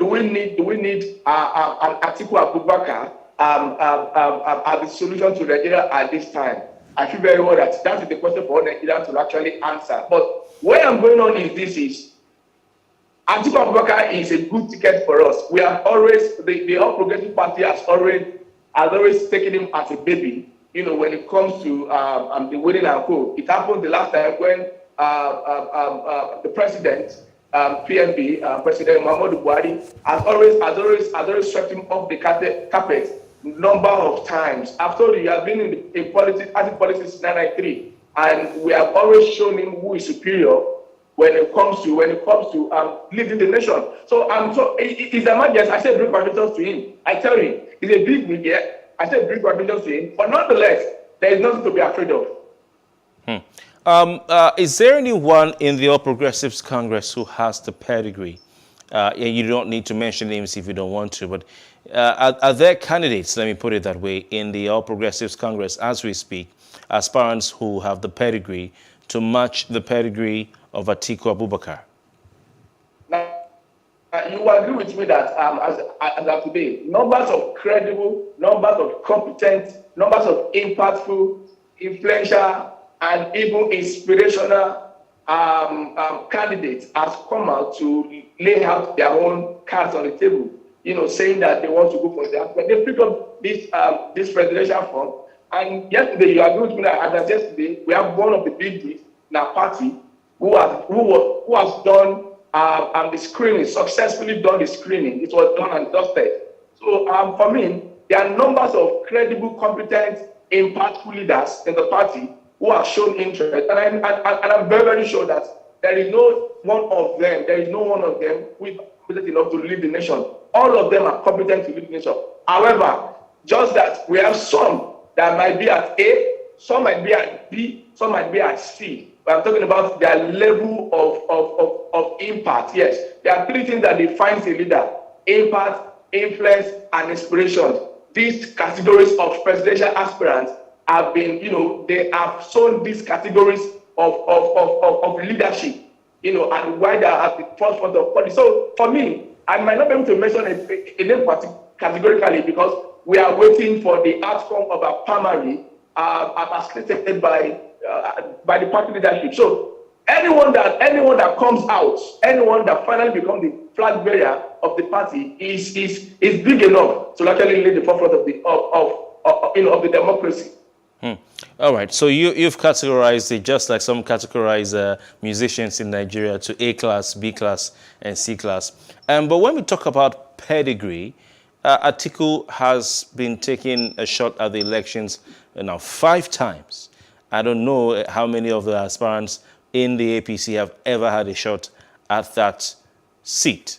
He has built alliances, all over the country, and he has had a structure and people who have been working for him in previous elections. So when it comes to pedigree, is there anyone in the other parties, especially the All Progressives Congress, that has the pedigree of Atiku Abubakar? He's had his campaigns before all over the country. He's been part of forums, he's been part of debates and discussions about the presidency, so people know him.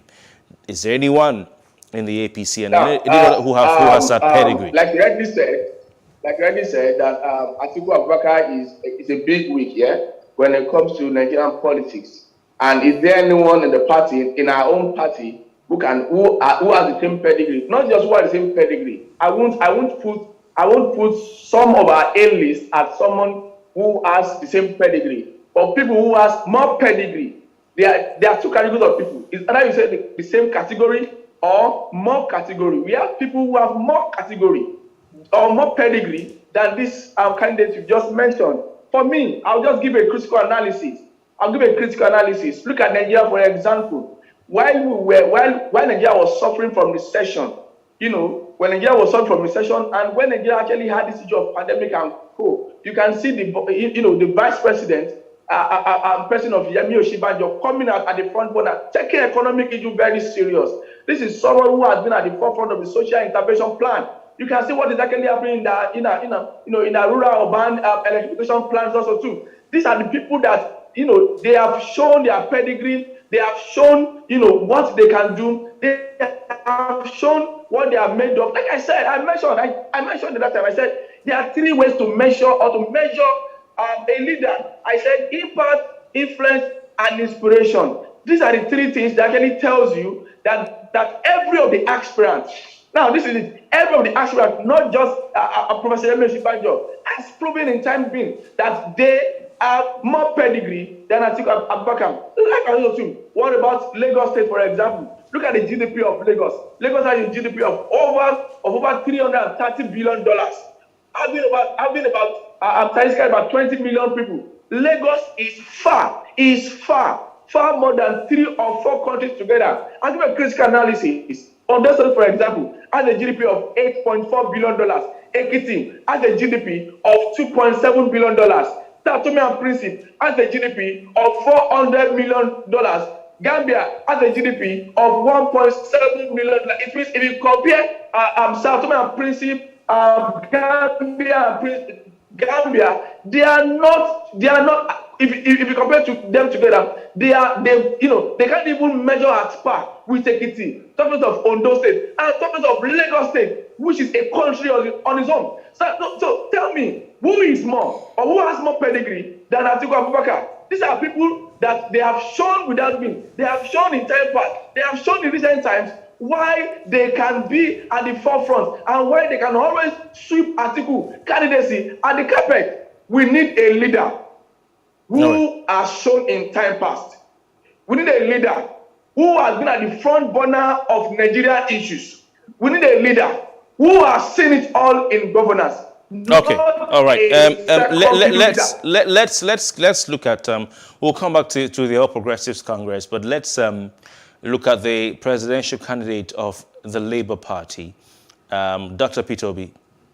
He has had a relationship with Atiku Abubakar. Do you think he has the guts, he has the grit to go and take on Atiku Abubakar and fight for the position or the office or the seat of President of the Federal Republic of Nigeria? Why I'm asking that is because he was running mate to Atiku.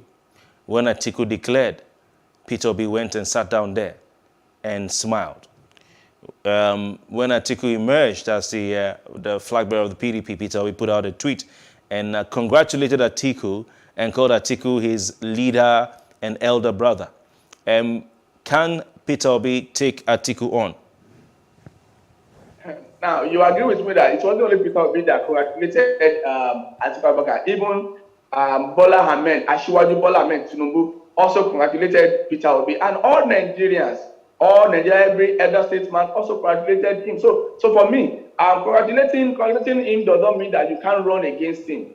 Now, for Peter Obi is a fantastic person. We can see what he has done while he was the governor of Anambra. We can see how good he has been when it comes to him feeling what every Nigerian felt. Just that, I'm sorry, he might actually be in the wrong place right now. And even in time being, he has been in the wrong place. If he had been in the right place, perhaps, maybe we would have actually have a chance to actually find a way to solve some of these issues. Because this is it. Paula White said you cannot, or you can't put a new wine into an old white skin. It is extremely not possible. It will rub off on each other. What you need is a new wine.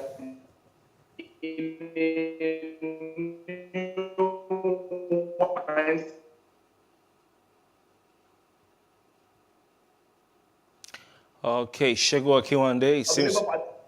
Are you there? Yeah, absolutely. Okay. I'm here. All right. I'm here. All right. It seems you had some technical issues, but so you're saying you can't put new wine in old wine skin. You were making a point. Shewa, are you there, please?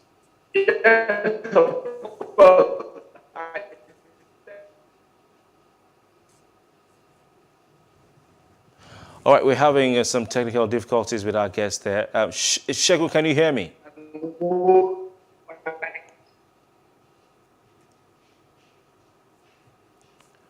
Oh, okay. We will have to try and reconnect with Segun Akinwande, who is a member of the All Progressives Congress in Ondo State, where he's reaching us from. We're still looking at the contenders who will stand against Atiku Abubakar and his chances against him after he emerged as the presidential candidate of the People's Democratic Party, Nigeria's leading opposition party, following a presidential primary election at the National Stadium in Abuja, the Moshood Abiola Stadium, particularly precisely at the velodrome of that stadium. Of course, a poll was conducted some time ago, and I'm just going to open that report right now because it had some interesting information. It was a survey conducted by Nextier. And Nextier is a multi-competency advisory firm and a data tier and data analytics digital communications firm. This result, or the research result, the survey result, was released by certain Dr. Ndibusi Nwokolo, who is a partner and research lead at Nextier.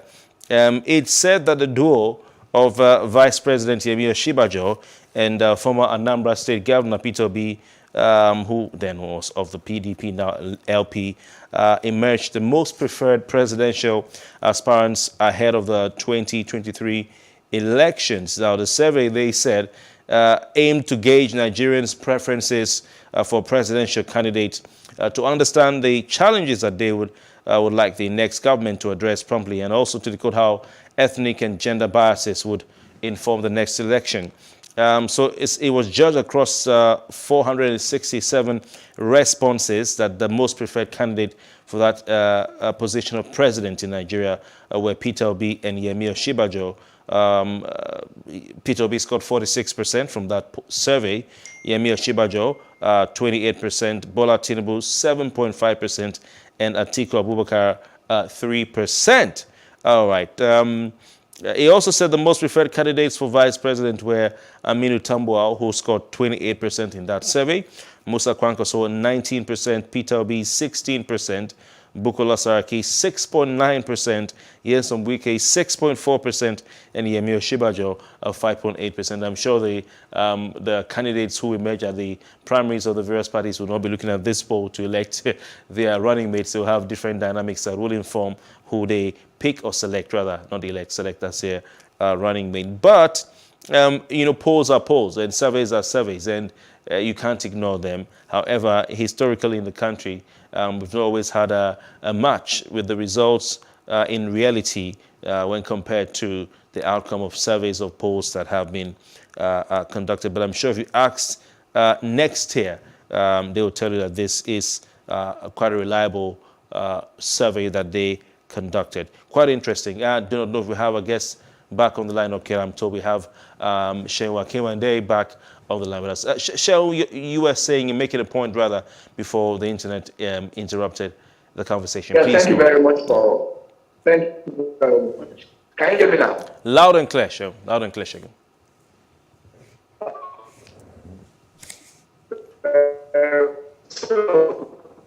I was making on Peter Obi, and I told you, I said Peter Obi emergence as a flag bearer in Labour Party. It's a fantastic one, yeah. And I said it wasn't Peter Obi that actually created or that actually presented with Atiku Abubakar. Likewise, to people like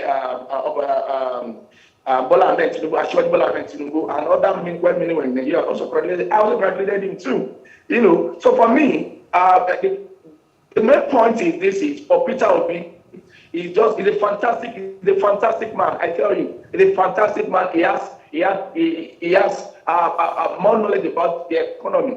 Just that the major issue is actually in the wrong place. That's the truth. In the wrong place. Paula White said you cannot put an old wine or a new wine into an old wine skin. You need to put a new wine into a new wine skin. So for him, wherever he is right now, I wish him best of luck. I wish him good luck. But just that, if you have been in the right channel, if you have been in the right place, where it's kind of person would have been more appreciated, and where the kind of person would have been more put to use for us to get the best out of it. Because whether you like it or not, a gold does not become a gold at first.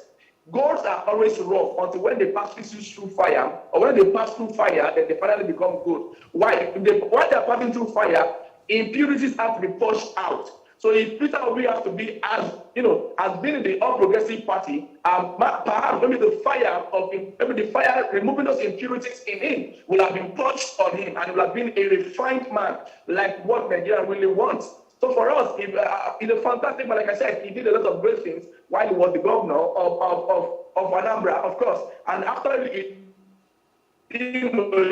left,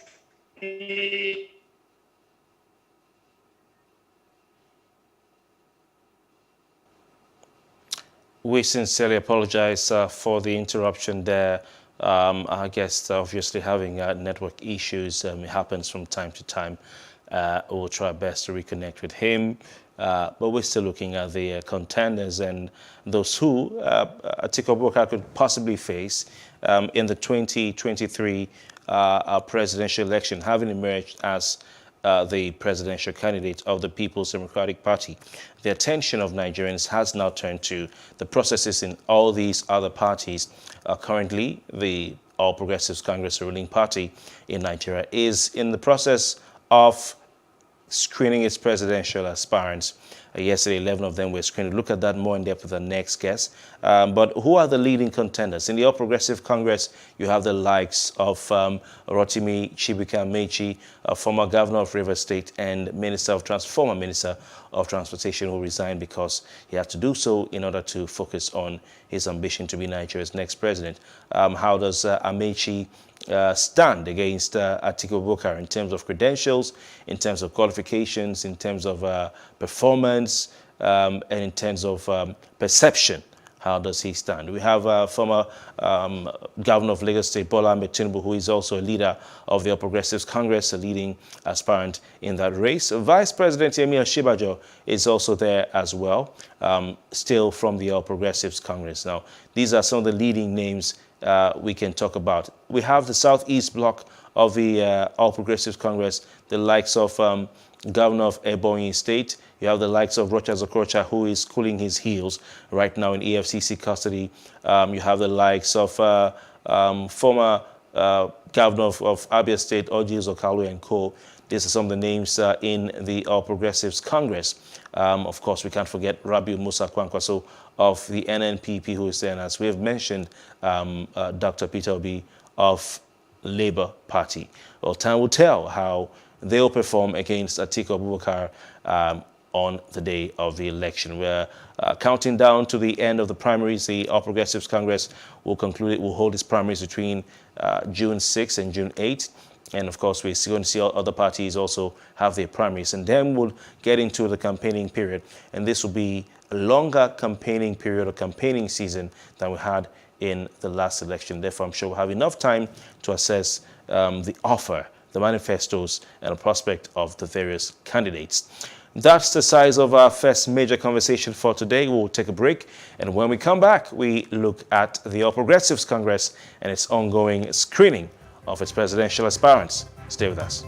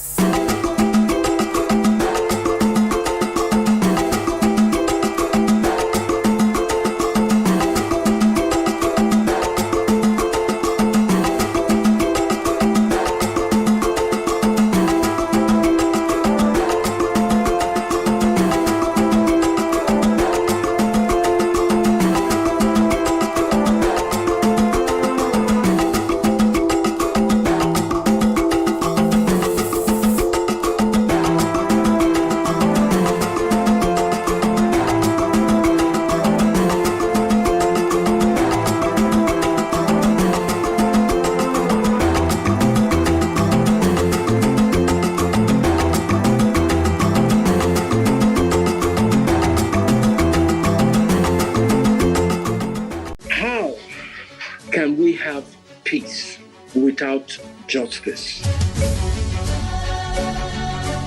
Plus Politics. It's not just another political conversation, it's about keeping you in the know. The relevant interviews, asking the tough questions to those that matter. Get the answers you need. Does it mean that the people who were injured, people who were shot at, those who were involved in that stampede are not going to get justice? It is unfortunate, it is sad that we have a government of deaf and dumb. Analysis from top experts. The last election was not really an election. We feel that Obasanjo has a very special place in his heart for hating Ijaw people. I think it really boils down to two things. One, trust and accountability. Plus Politics, every weeknight at 7 p.m. on Plus TV Africa.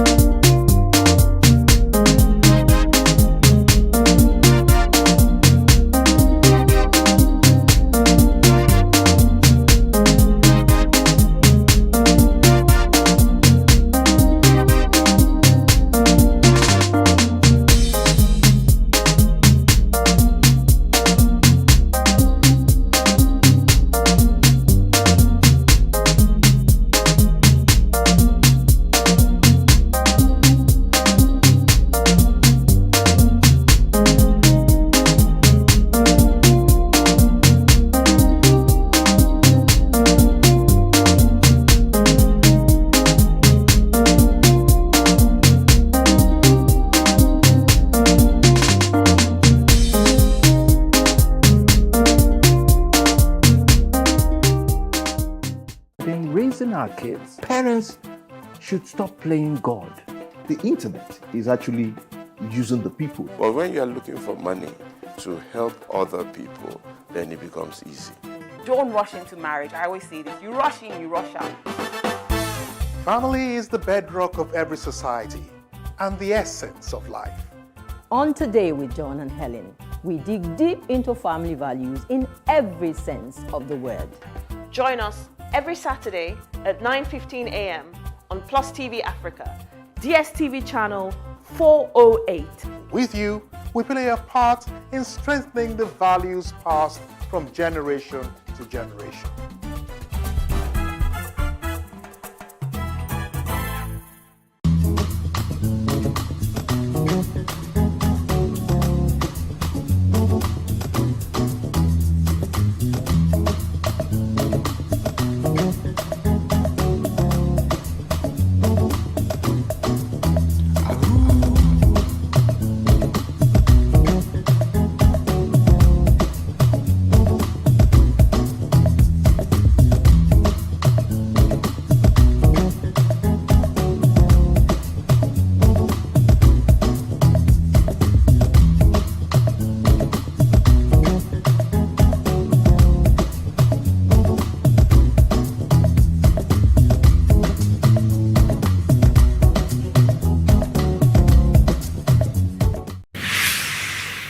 So what are the top decisions that the United States considers necessary that Nigeria must take?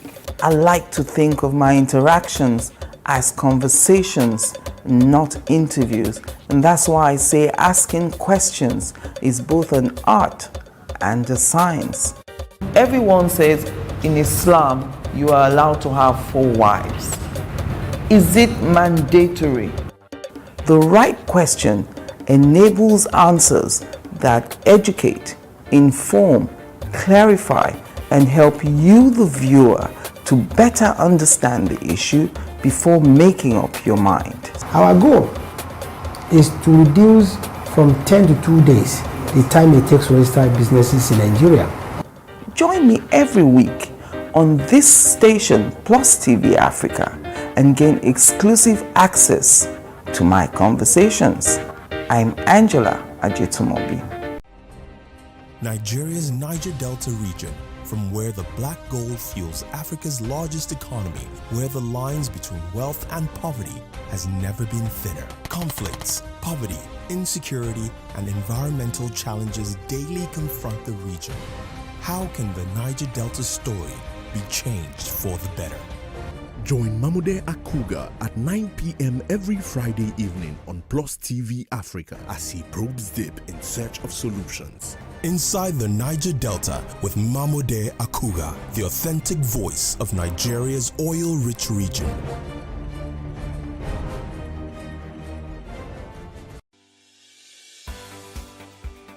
Businesses in Africa can be very challenging.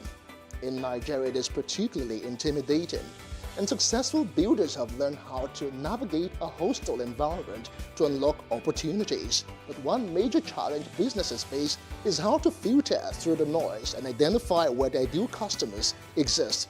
Get insight and practical steps from industry players and captains of industries. Hear success stories to help you make informed decisions as you scale your business in Nigeria. Watch Business Insights at this time on Plus TV Africa.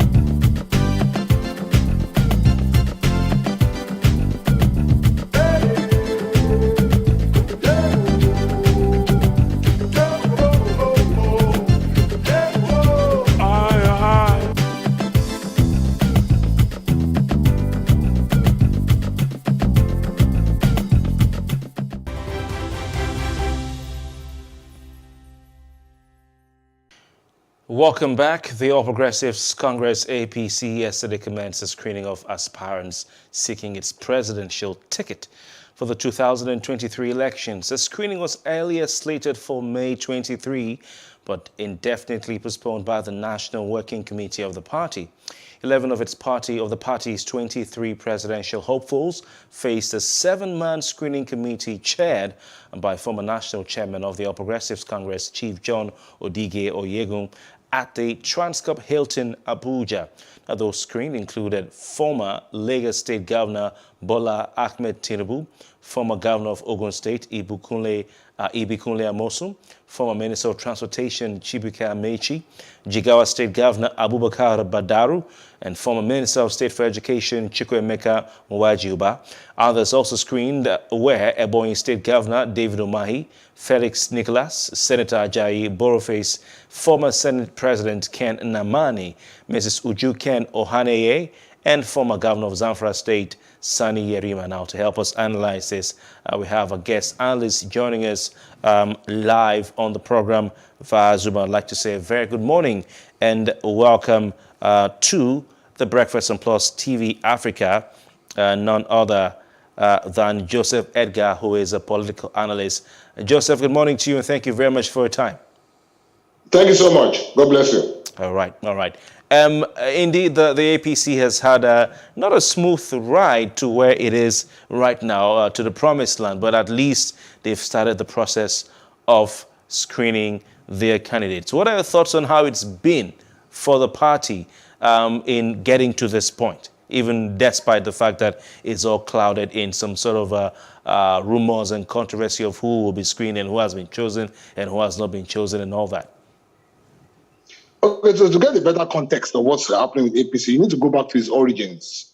Do not forget that APC wasn't a party that was formed from very strong ideals. It was a coming together. It was an arrangement, you get me now, of different tendencies to achieve a set purpose. And that purpose was to achieve power, take power away from the PDP. And then once that was achieved, then the spoils of war had to be shared. That means that marriage had to continue to be in place, for the spoils of war to be shared equitably and judiciously. Now, if they achieve that, it's left for historians to listen. So now, all of those confusion, all of those lack of an ideology that will wield all the power zones together, it's now coming to play here now. Do you understand? So the one uniting force, that kept all of them together, all of these 8 years, is no longer at play, which is the president. The president is not coming out for an election. The president will complete his 2 terms, and the president is out. So now, everybody, all tendencies, all forces are now naked. Jostling for that one position. And now, because there is no one ideology to wield them together, to guide them, to control them, we are seeing all of this. Are you getting me now? It's a lot of confusion. Whether I want to zone to the north, want to zone to the south, whether it's the turn of the southeast, whether it's the turn of the southwest, even in the southwest, I've seen people coming out, oh, he's the godfather, he's not the godfather. I've seen people coming out from the south. There is just no uniformity. Everything just scattered. And the most painful thing about the whole thing is that this has grave implications for democracy in Nigeria. This has grave implications for the people of this country. So that's my problem. That's my first shout out this morning. Some have said, some members of the party have said, all that is playing out in the APC, you've talked about it being a confused situation, is democracy in action. What do you say to that? No, so the good thing about this whole thing, I said it in one of my articles recently, is that Nigerians seem to have embedded the democracy. Now, whether the democracy we are having is a bastardized one or not is not the issue. I get me now. The whole country is not enamored by these 2 major primaries from these 2 major parties. Everybody talk about PDP and APC, all of that. So that's a beautiful thing. That's a strong point for democracy. We'll get it right eventually. But right now, we're very far from it. But like I said, like you have also heard, the most important thing here now is that nobody's saying anything about, military should come, whatever. We are all focused on this democracy. The Nigerian variant, Nigerian type of democracy. It's a democracy we should all be proud of. Very far from ideal, bastardized democracy, a jugular democracy. What is our democracy? We are okay with it. All right. Maybe we're evolving. We're evolving. And our own Very brand, slowly, our own brand of very democracy. slowly, but we'll get there. All right. All right. You've rightly, talked about the issue and controversy surrounding zoning in the All Progressives Congress, and there was talk indeed that the party was going to zone its presidential ticket to a particular part of the country, either north or south, or even go as far as geopolitical zoning. That hasn't happened yet. Atiku Abubakar has emerged as the flag bearer of the PDP. He is from the northwestern part of the country. He is from the northern part of Nigeria. Do you think that something could still happen? How do you think the APC will position itself to respond to this emergence of Atiku Abubakar as per the permutations of zoning, the politics of zoning in Nigeria? Okay, so what we need to understand very clearly is that in politics, there's no morality. Do you understand? There's no emotions. Do you get? It's raw calculations. Do you get? You must win the election. So I'm not going to go and give myself a weakened position because I want to pander to some moralistic views that power should be zoned to a particular part of the country because they've not had power forever. No. Democracy is a game of numbers. And you can see from what's happening now, the Nigerian politicians are very, very astute politicians who look at things strategically. Do you understand? So the question now is that PDP has thrown up Atiku Abubakar from the northwestern part of the country, like I've said. So the APC is going to go back to the drawing board. How do we counter this? How are we going to win this election? Where is our strength? How do we neutralize our people? I'm telling you, my brother, at this point in time, the APC, the issue of zone is out of the window for good. If they have sense. If I were in their shoes, I'll do the same. Do you understand? Why would I go and zone it to a part of the country that don't have the numbers? Because I want to, whatever it is.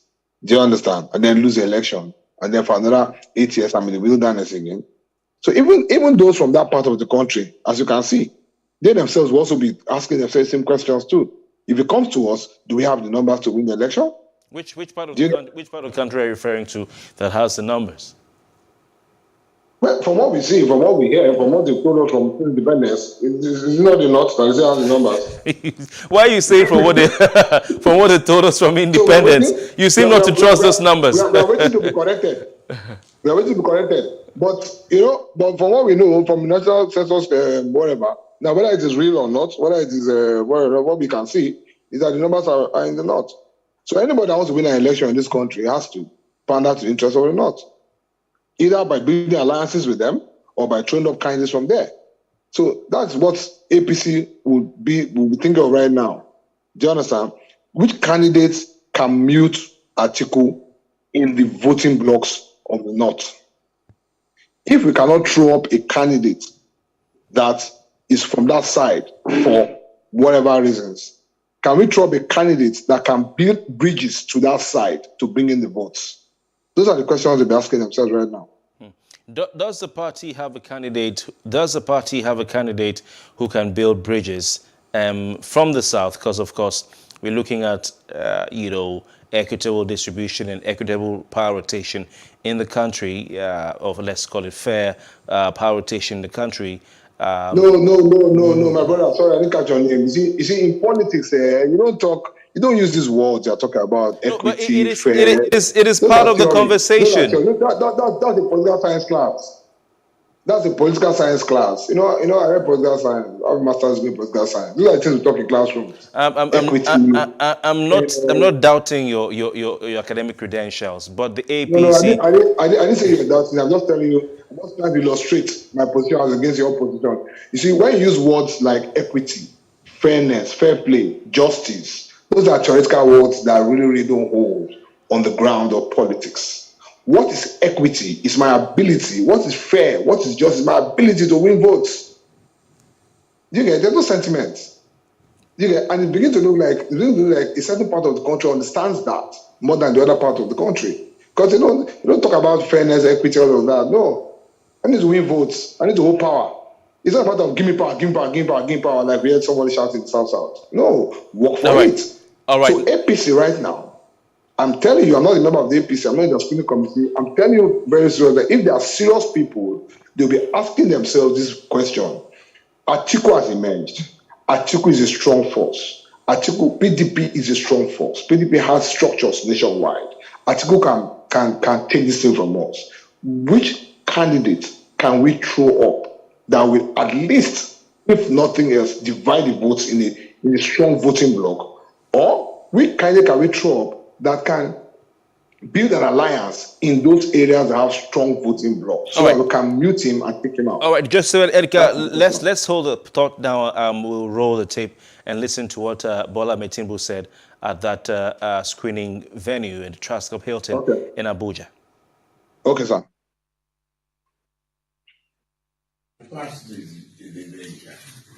Your transmission, electricity transmission, is an highway. That's what the problem we still have. And you remember that I brought Aaron to this country. Yes. Electricity. Okay, talk to Aaron. What you are about telecommunication that is resources in Nigeria today. I brought Econet. Econet is now Airtel. Yes. I've helped them to flip on the 5G now. The auction that they have 5G. We started it. Nigeria is rich. It is. Let's talk about that. They're just thinking and doing. And the essence of our livelihood must be placed on long-term, medium-term, short-term values.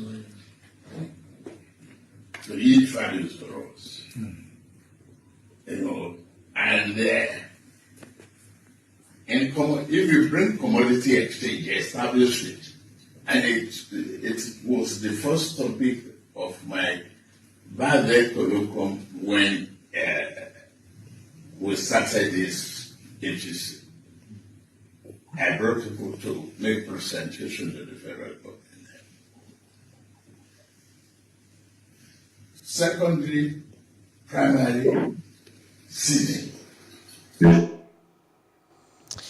Joseph Edgar, that's Bola Ahmed Tinubu of the All Progressives Congress making his presentation to that screening panel. But there was anxiety ahead of the screening exercise when it was revealed that the screening committee, the 7-man screening committee, will be led by Odige Oyegun.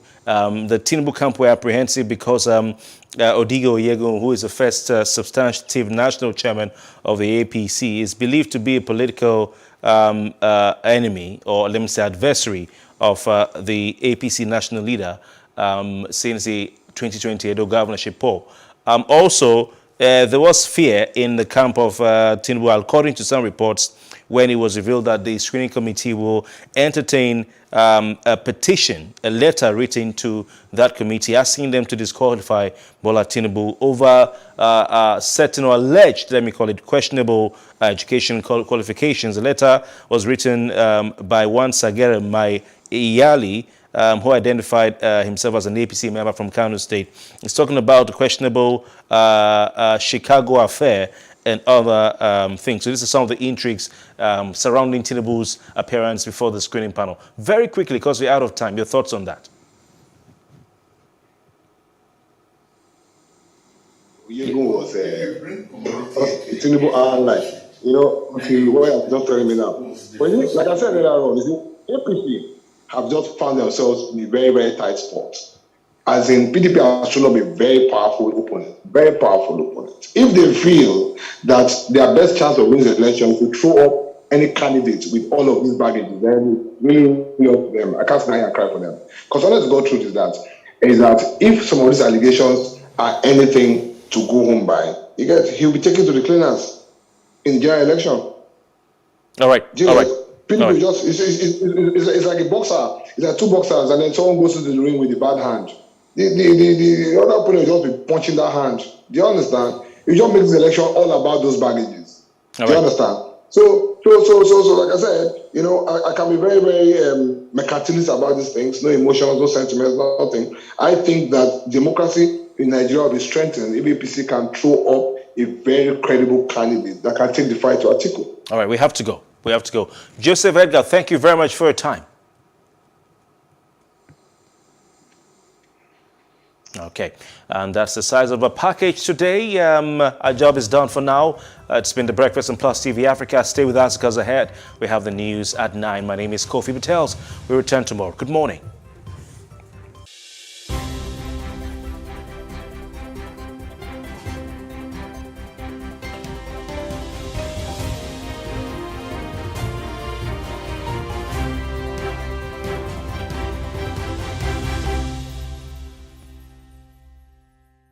In raising our kids, parents should stop playing God. The internet is actually using the people. But when you are looking for money to help other people, then it becomes easy. Don't rush into marriage. I always say this. You rush in, you rush out.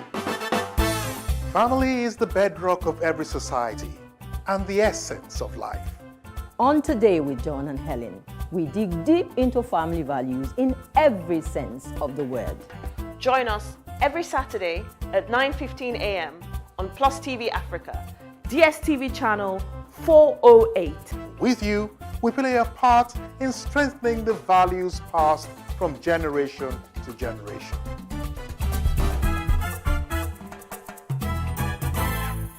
In raising our kids, parents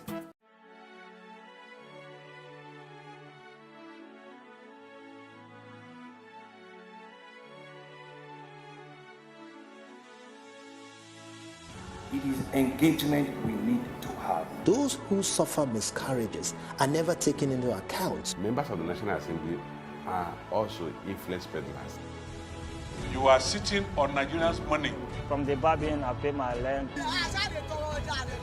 On the barbing, I send my children to school. A consultative engagement. No any tangible notification before they ban us. It's one thing for people to be at your back and the heat of the moment, and another thing for them to still be with you when push comes to shove. I will do everything to take Lagos out of the national grid.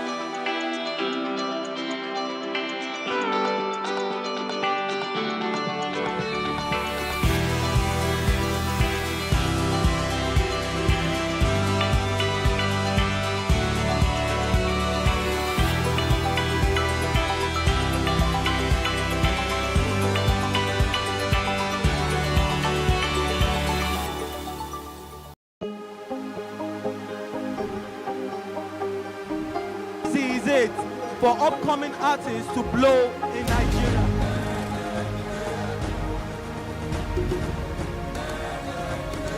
Welcome to Plus Trending.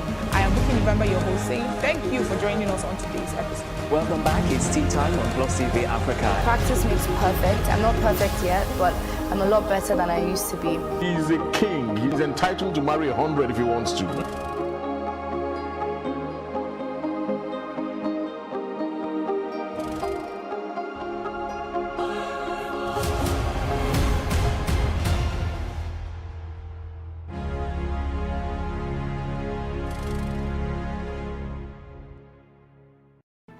There is no voting on social media. To vote, you would require a permanent voter's card.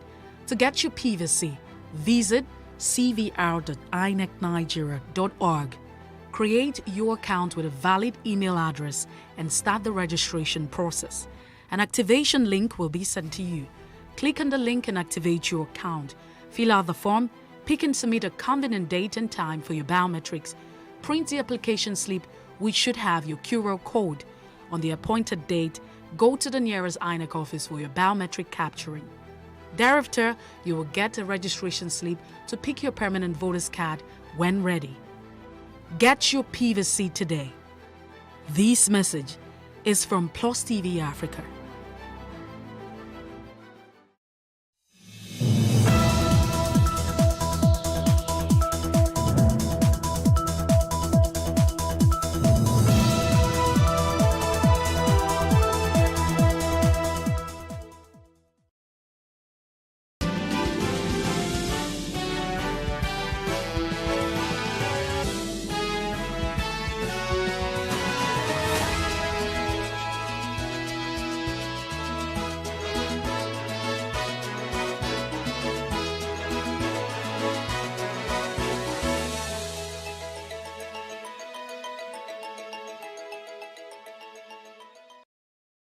Good morning, I'm Tolu Ojomi. This is a news brief. The kidnapped prelate of the Methodist Church, His Eminence Samuel Uche, and 2 other abducted clerics have regained their freedom. They were released at around 6:30 in the evening yesterday. It's also unclear if any ransom was paid before they were released. The church is also yet to issue a statement about the release of the men who were abducted in Abia State on Sunday. In the meantime, gunmen in the early hours of today invaded the premises of Anambra Broadcasting Service, Awada, Onitsha Station. The gunmen, believed to be part of those terrorized in the state for over a year, burnt a building, a company bus, and another vehicle parked in the premises belonging to a staff who had worked overnight. No life was lost in the attack, but the gunmen brutalized the staff they met in the premises. Anambra Broadcasting Service has been giving support to the state government on its fight against rampaging gunmen. That happened yesterday. One of the victims of the March 28th Kaduna train attack, Sadiq Ango Abdullahi, who is the son of the chairman of Northern Elders Forum, Professor Ango Abdullahi, has appealed to the federal government to come to their rescue by yielding to the demands of their abductors before they will attempt to harm them. In a fresh video released by the terrorist, Sadiq Abdullahi, flanked by other hostages, including women, lamented that their condition was deteriorating by the day in the custody of the terrorists. Hence, the need for the federal government to hasten up and ensure they were released. In the new video, the main victims are subjected to kneeling down, while the women would be made to sit on the mat, with masked terrorists carrying AK-47, giving them orders on what to do. My name is Mariama Abubakar Bobo. I was one of those captured on that train with 4 of my children and my husband. We're appealing to the federal government and our families and everyone that can to please come to our aid. We've been here for 62 days in an unfavorable, inhabitable condition, unimaginable. We've been sick. In fact, one of my sons, 2 of them are even sick at the moment with no medical supply. So we're pleading with you to please come to our aid. Abdullahi, one of the captives of the Abuja-Kaduna train attacks. We are appealing to the federal government to once again come to our aid. We've been here for 62 days. Most of us here are sick and we are not in good condition. And every day the situation gets deteriorating. We are appealing to the federal government to please come to our aid before we start losing our lives.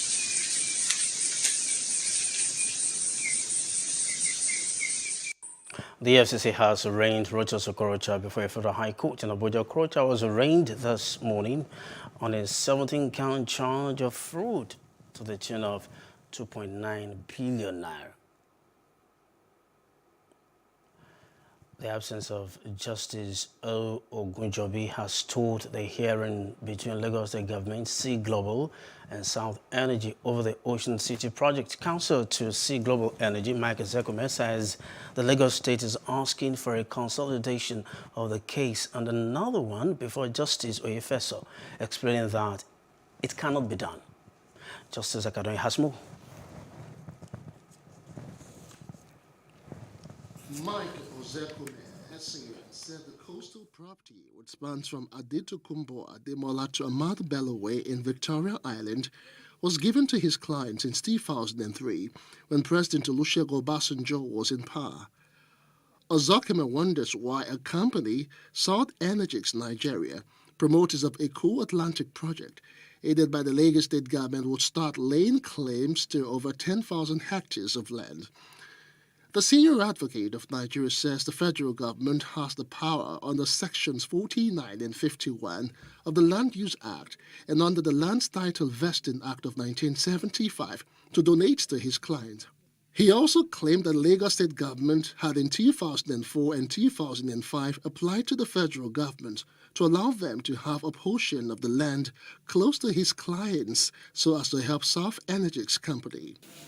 When they tried to encroach upon our land, we went to court in 2018 in a suit pending before Justice Oyefeso, this same Lagos State High Court, sitting, I think, at Etiosa, claiming that we are the owners of the whole of that land, having been given the land voluntarily by the federal government of Nigeria. As the case was going on, we decided, that is Sea Global, to start developing a portion of the land which is not the part of the land in dispute, measuring about 350 hectares outside the land in dispute that we went to court for. The lawyer said his client, Adeomi Osage, got hints that the state government had surreptitiously filed another action having similar elements with the same parties. Eventually, he filed a notice of preliminary objection, which Justice Ogunjobi granted. Then suddenly, just on Friday, 27th of this month, we got a letter from the same law office representing the other party, that is South Energy and Lagos State government, saying that they want this case transferred and consolidated with that one before Justice Oyefeso. Meaning that they are aware of the similarity between those matters, which we have been arguing. But we have attacked that letter with a response to the Chief Judge that cannot be done. Counsel to South Energix and Lagos State government were not available for comment. The case has been adjourned to July the 4th, 2022. Justin Akadonye, Plus TV News, Lagos. Mr. Peter Obi has picked the presidential ticket of the Labour Party after being endorsed by another presidential aspirant on the platform of the party, Professor Pantitomi. Obi left the PDP last week, blaming recent developments in the party for his defection. Obi was a running mate to former Vice President Atiku Abubakar in the 2019 presidential election. Take a listen. We need to rebuild here. We need to give the future generation a hope in this country. A country that is so endured with human and natural resources that have been mismanaged over the years needs a turnaround. And that is the work of just. PDP's presidential candidate Atiku Abubakar has met with Rivers State Governor Nyesom Wike in Abuja after having defeated the latter at the party's presidential primary in Abuja on Saturday. The Monday meeting, it was gathered, was to reconcile the two party chieftains and give the PDP a robust outing in the 2023 presidential election against the APC. Details of the meeting remain sketchy as of press time, but our correspondent learned that Atiku was shopping for a southern running mate after his victory at the primary. Meanwhile, leaders in the southern and central regions of the country, under the auspices of the Southern and Middle Belt Leaders Forum, have faulted the PDP for electing a northern presidential candidate in the 2023 general elections. They described the outcome of the exercise as an affront to the people of the South and asked politicians in the region to reject any nomination for the office of the Vice President. In a communique jointly signed yesterday by leaders of the groups that make up the forum, they specifically faulted the emergence of former Vice President Atiku Abubakar as the main opposition party flag bearer. It was perhaps a ding-dong affair as the former Vice President Atiku Abubakar emerged as the presidential candidate of the PDP at the primary election held on Saturday. Earlier on the breakfast, the convener of Country First Movement, Professor Chris Nwakobia, while condemning money politics, said Nigeria needed a leader who had the capacity to work night and day to put Nigeria back where it belongs on the world stage. It was just about the highest bidder. And I think that the time has come for us to interrogate our political process.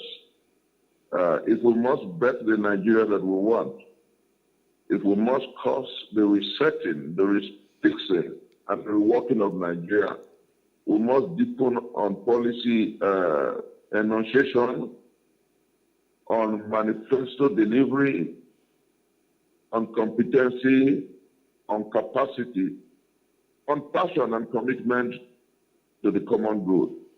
It shouldn't be about delegates gathering somewhere and voting for the highest bidder. We must repudiate it. We must lampoon it. We must ask our parties to do right, right, and right. What we need to refix, reposition, and find our country is about competency, capacity, and youth. We want people who can think on their toes. We want people who can walk hours on their feet. We want people who are in tandem with contemporary global reality. No matter how smart Atiku Abubakar is, Nigeria needs a man who can work night and day, who can sit with the best across the world to debate issues about economics, about job creation, about education, and about national security. So I lampoon with vehemence that decision of Alhaji Tambuwal. Meanwhile, in preparation for next month's governorship election in Ekiti State, INEC has commenced mock accreditation for intending voters. The bimodal voter authentication system, supervised by INEC Chairman Professor Mahmoud Yakubu and other management staff of the Commission to ascertain its effectiveness, so the electorate submit their voter cards for authentication while their fingerprints and faces were captured. Professor Yakubu, who monitored the exercise and the communities, expressed satisfaction at the process, saying it showed the readiness of INEC for the coming election. Okay, this is part of the objective of visiting Ekiti ahead of the governorship election. We said that we are going to do a mock test in a few local government areas to further test the functionality of the machines before the election. And so far, so good with the mock. We have visited one of the polling centers in Ado. We are here in Ikere. From here, we'll go to Irepodun, Ifelodun local government for the same reason. An overall assessment is that we are happy with the functionality of the machine. That is one. Number two, we are also here to look at the readiness of our facilities for the election. As you can see, we have renovated the Ikere local government office, just as we have done with many other local government offices. These are not administrative facilities. They are also electoral assets, because on election day we'll do the RA collation in our local government areas. So far, so good. The third leg of the assessment is for us to see how far the PVCs that we have made available to voters have been collected Remember, without PVCs, citizens cannot vote on election day. And 74% of the PVCs have been collected so far, which is very, very encouraging indeed. With about 3 weeks to the election, that is very good. Professor Yakubu noted that the Commission was leaving no stone unturned to ensure a free and fair election and charged everyone to come out and vote for the candidate of their choice on election day. Over 120 inmates at the Olokuta Correctional Center have been presented with certificates after having been trained for weeks in making of painting, housing painting by non-governmental organizations. Speaking at the graduation ceremony of the inmates, the Deputy Controller of Corrections, Medium Center, Akure, Charles Oyewumi, said the main aim of establishing custodial institutions across the world, including Nigeria, is to provide rehabilitation and correctional programs for those who violated laws of their society. The anchor of the Heritage Initiative, Bidemi Oladipupo, said their aim was to make the inmates useful and busy. The graduation ceremony for today is part of our reformation, rehabilitation and reintegration program. Because when people come to the custodial centers, at least they should come and acquire a skill. And I believe that if somebody has a means of livelihood, he may likely find it difficult to go back to crime. Today, they are graduating, and that is why we are here. And this is just to let us know that life in incarceration is not a waste, that something better can still come out of them.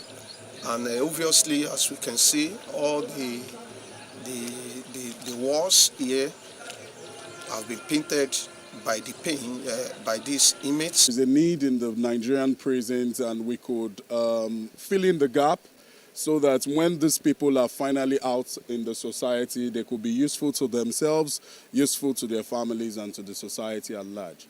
So it's just an idea of rehabilitating them, and we're using empowerment as a skill for that. Now, as the 2023 elections draw nearer, Nigerians have been speaking on the role of the justice system before, during, and after the polls. That's on Street Views. Take a listen.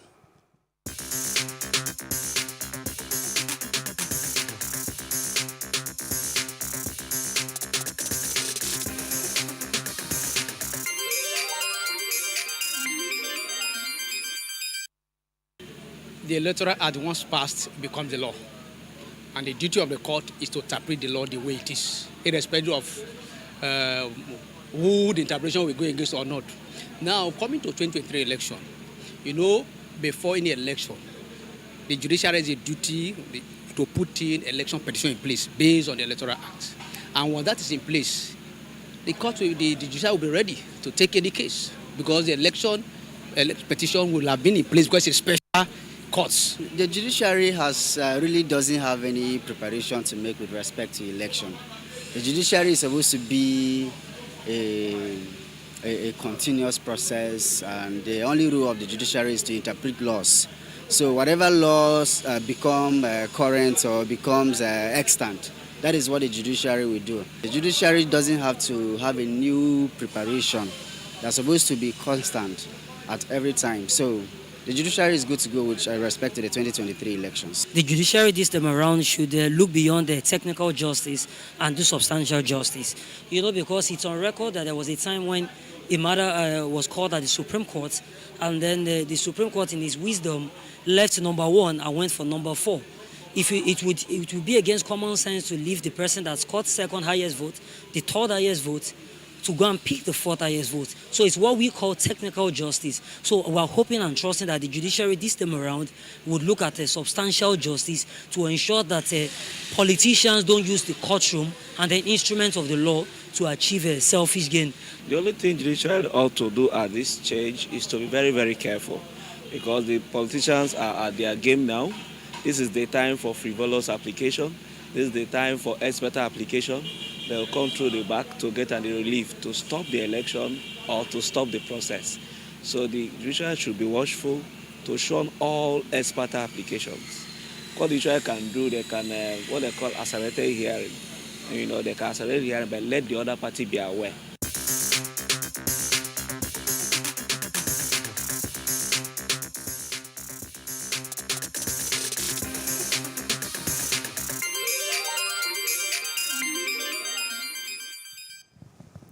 Let's get to other parts of Africa. Now, Defense Minister Daud Yahya Ibrahim has revealed that about 100 people were killed in clashes between artisanal gold miners in North Chad on May 23 and May 24.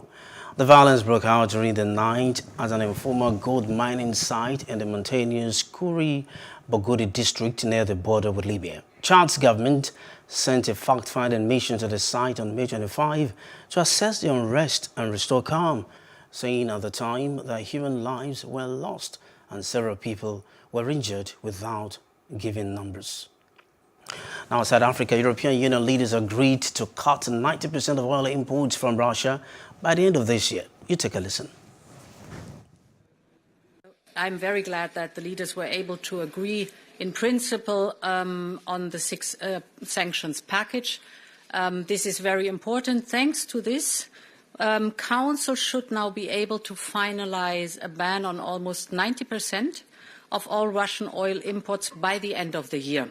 This is an important step forward. So this is good that we now de-SWIFT the Sberbank. There is a ban on insurance and reinsurance of Russian ships by EU companies, a ban on providing Russian companies with a whole range of business services, and very important, the suspension of broadcasting in the European Union of 3 further Russian state outlets that were very typically spreading broadly the misinformation that we have witnessed over the last weeks and months. To accelerate. And while Ukrainian President Volodymyr Zelensky hinted yesterday that the situation in the eastern region of Donbas, where Ukrainian troops are battling a massive Russian offensive, remains extremely difficult, Russian Foreign Minister Sergei Lavrov said on Sunday that the liberation of the Donbas was an unconditional priority. During the daily televised speech, Zelensky also said Russia's blockade of Ukrainian grain destabilizes the situation on a global scale.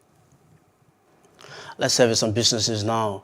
The average airfare paid by passengers on specified routes for a single journey has now increased by 52%. That in the last 12 months, the National Bureau of Statistics data shows us this.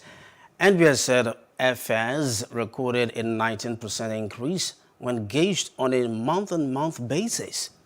On state profile analysis, Taraba recorded the highest air transport charges in April 2022 with 65,000 naira, followed by Kogi with 64,258 naira, while Kano recorded the least with 50,000 naira.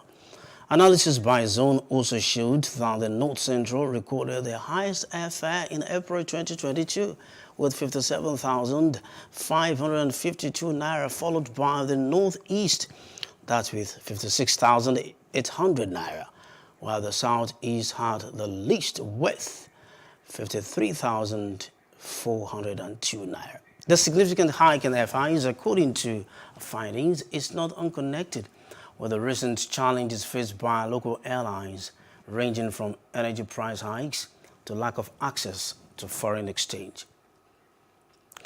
That's the news. Thanks for watching. For more stories, please follow us on Facebook, Twitter, and Instagram, and do subscribe to our YouTube channel at Plus TV Africa and Plus TV Africa Lifestyle. I'm Tolu Ojaomi. Good morning.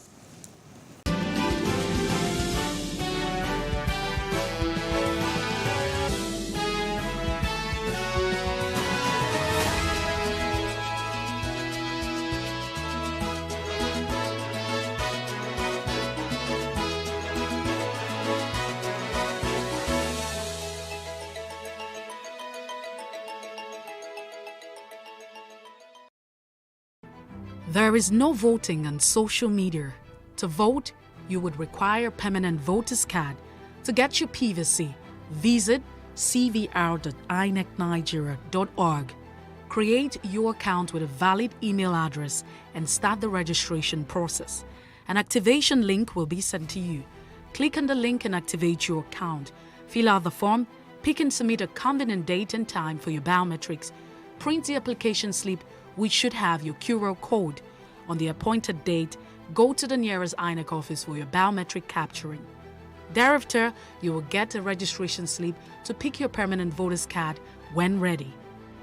Get your PVC today. This message is from Plus TV Africa.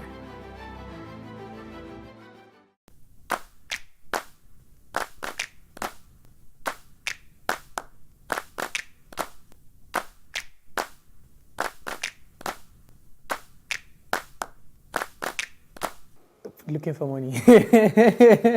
I'll probably be doing a 9 to 5, obviously. Probably work in a bank or a company, because, I have a degree and stuff, yeah.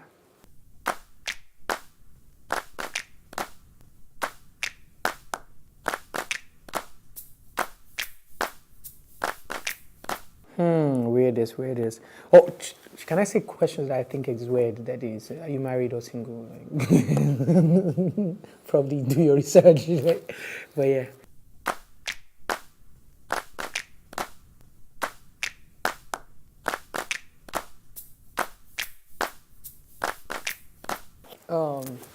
Someone that touched people's life with his story and also impacted, and just not touched their lives, but also impacted and did something to help people going through similar situations.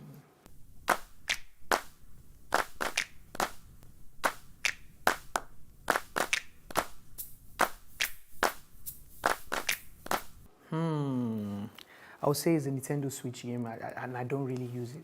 It's just there. But I just bought it for the hell of it. Yeah.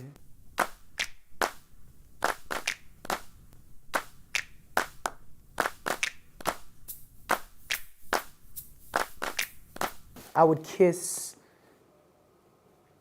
Tiwa, I would marry Yemi, and I will date Shay, yeah, because she just posted a picture I really like. I like that look. That look looks really nice.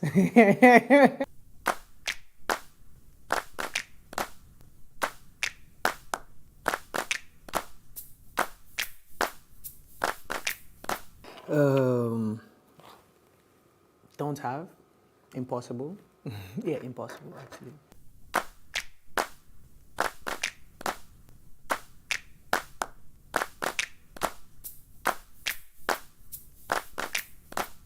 At least you can say I didn't do it.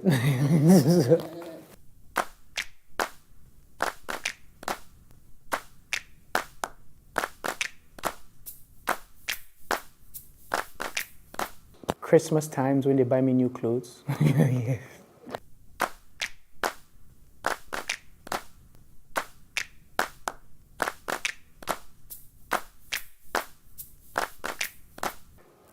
Performing on stage and my pants tore,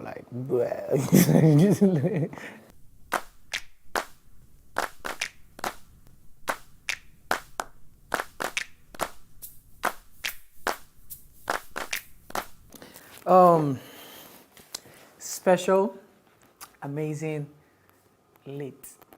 All right, what up, man? It's the S to the K area skills. You already know, bad man. And you're watching me live on Plus TV. Keep it locked. Boom, boom, boom, boom, yeah!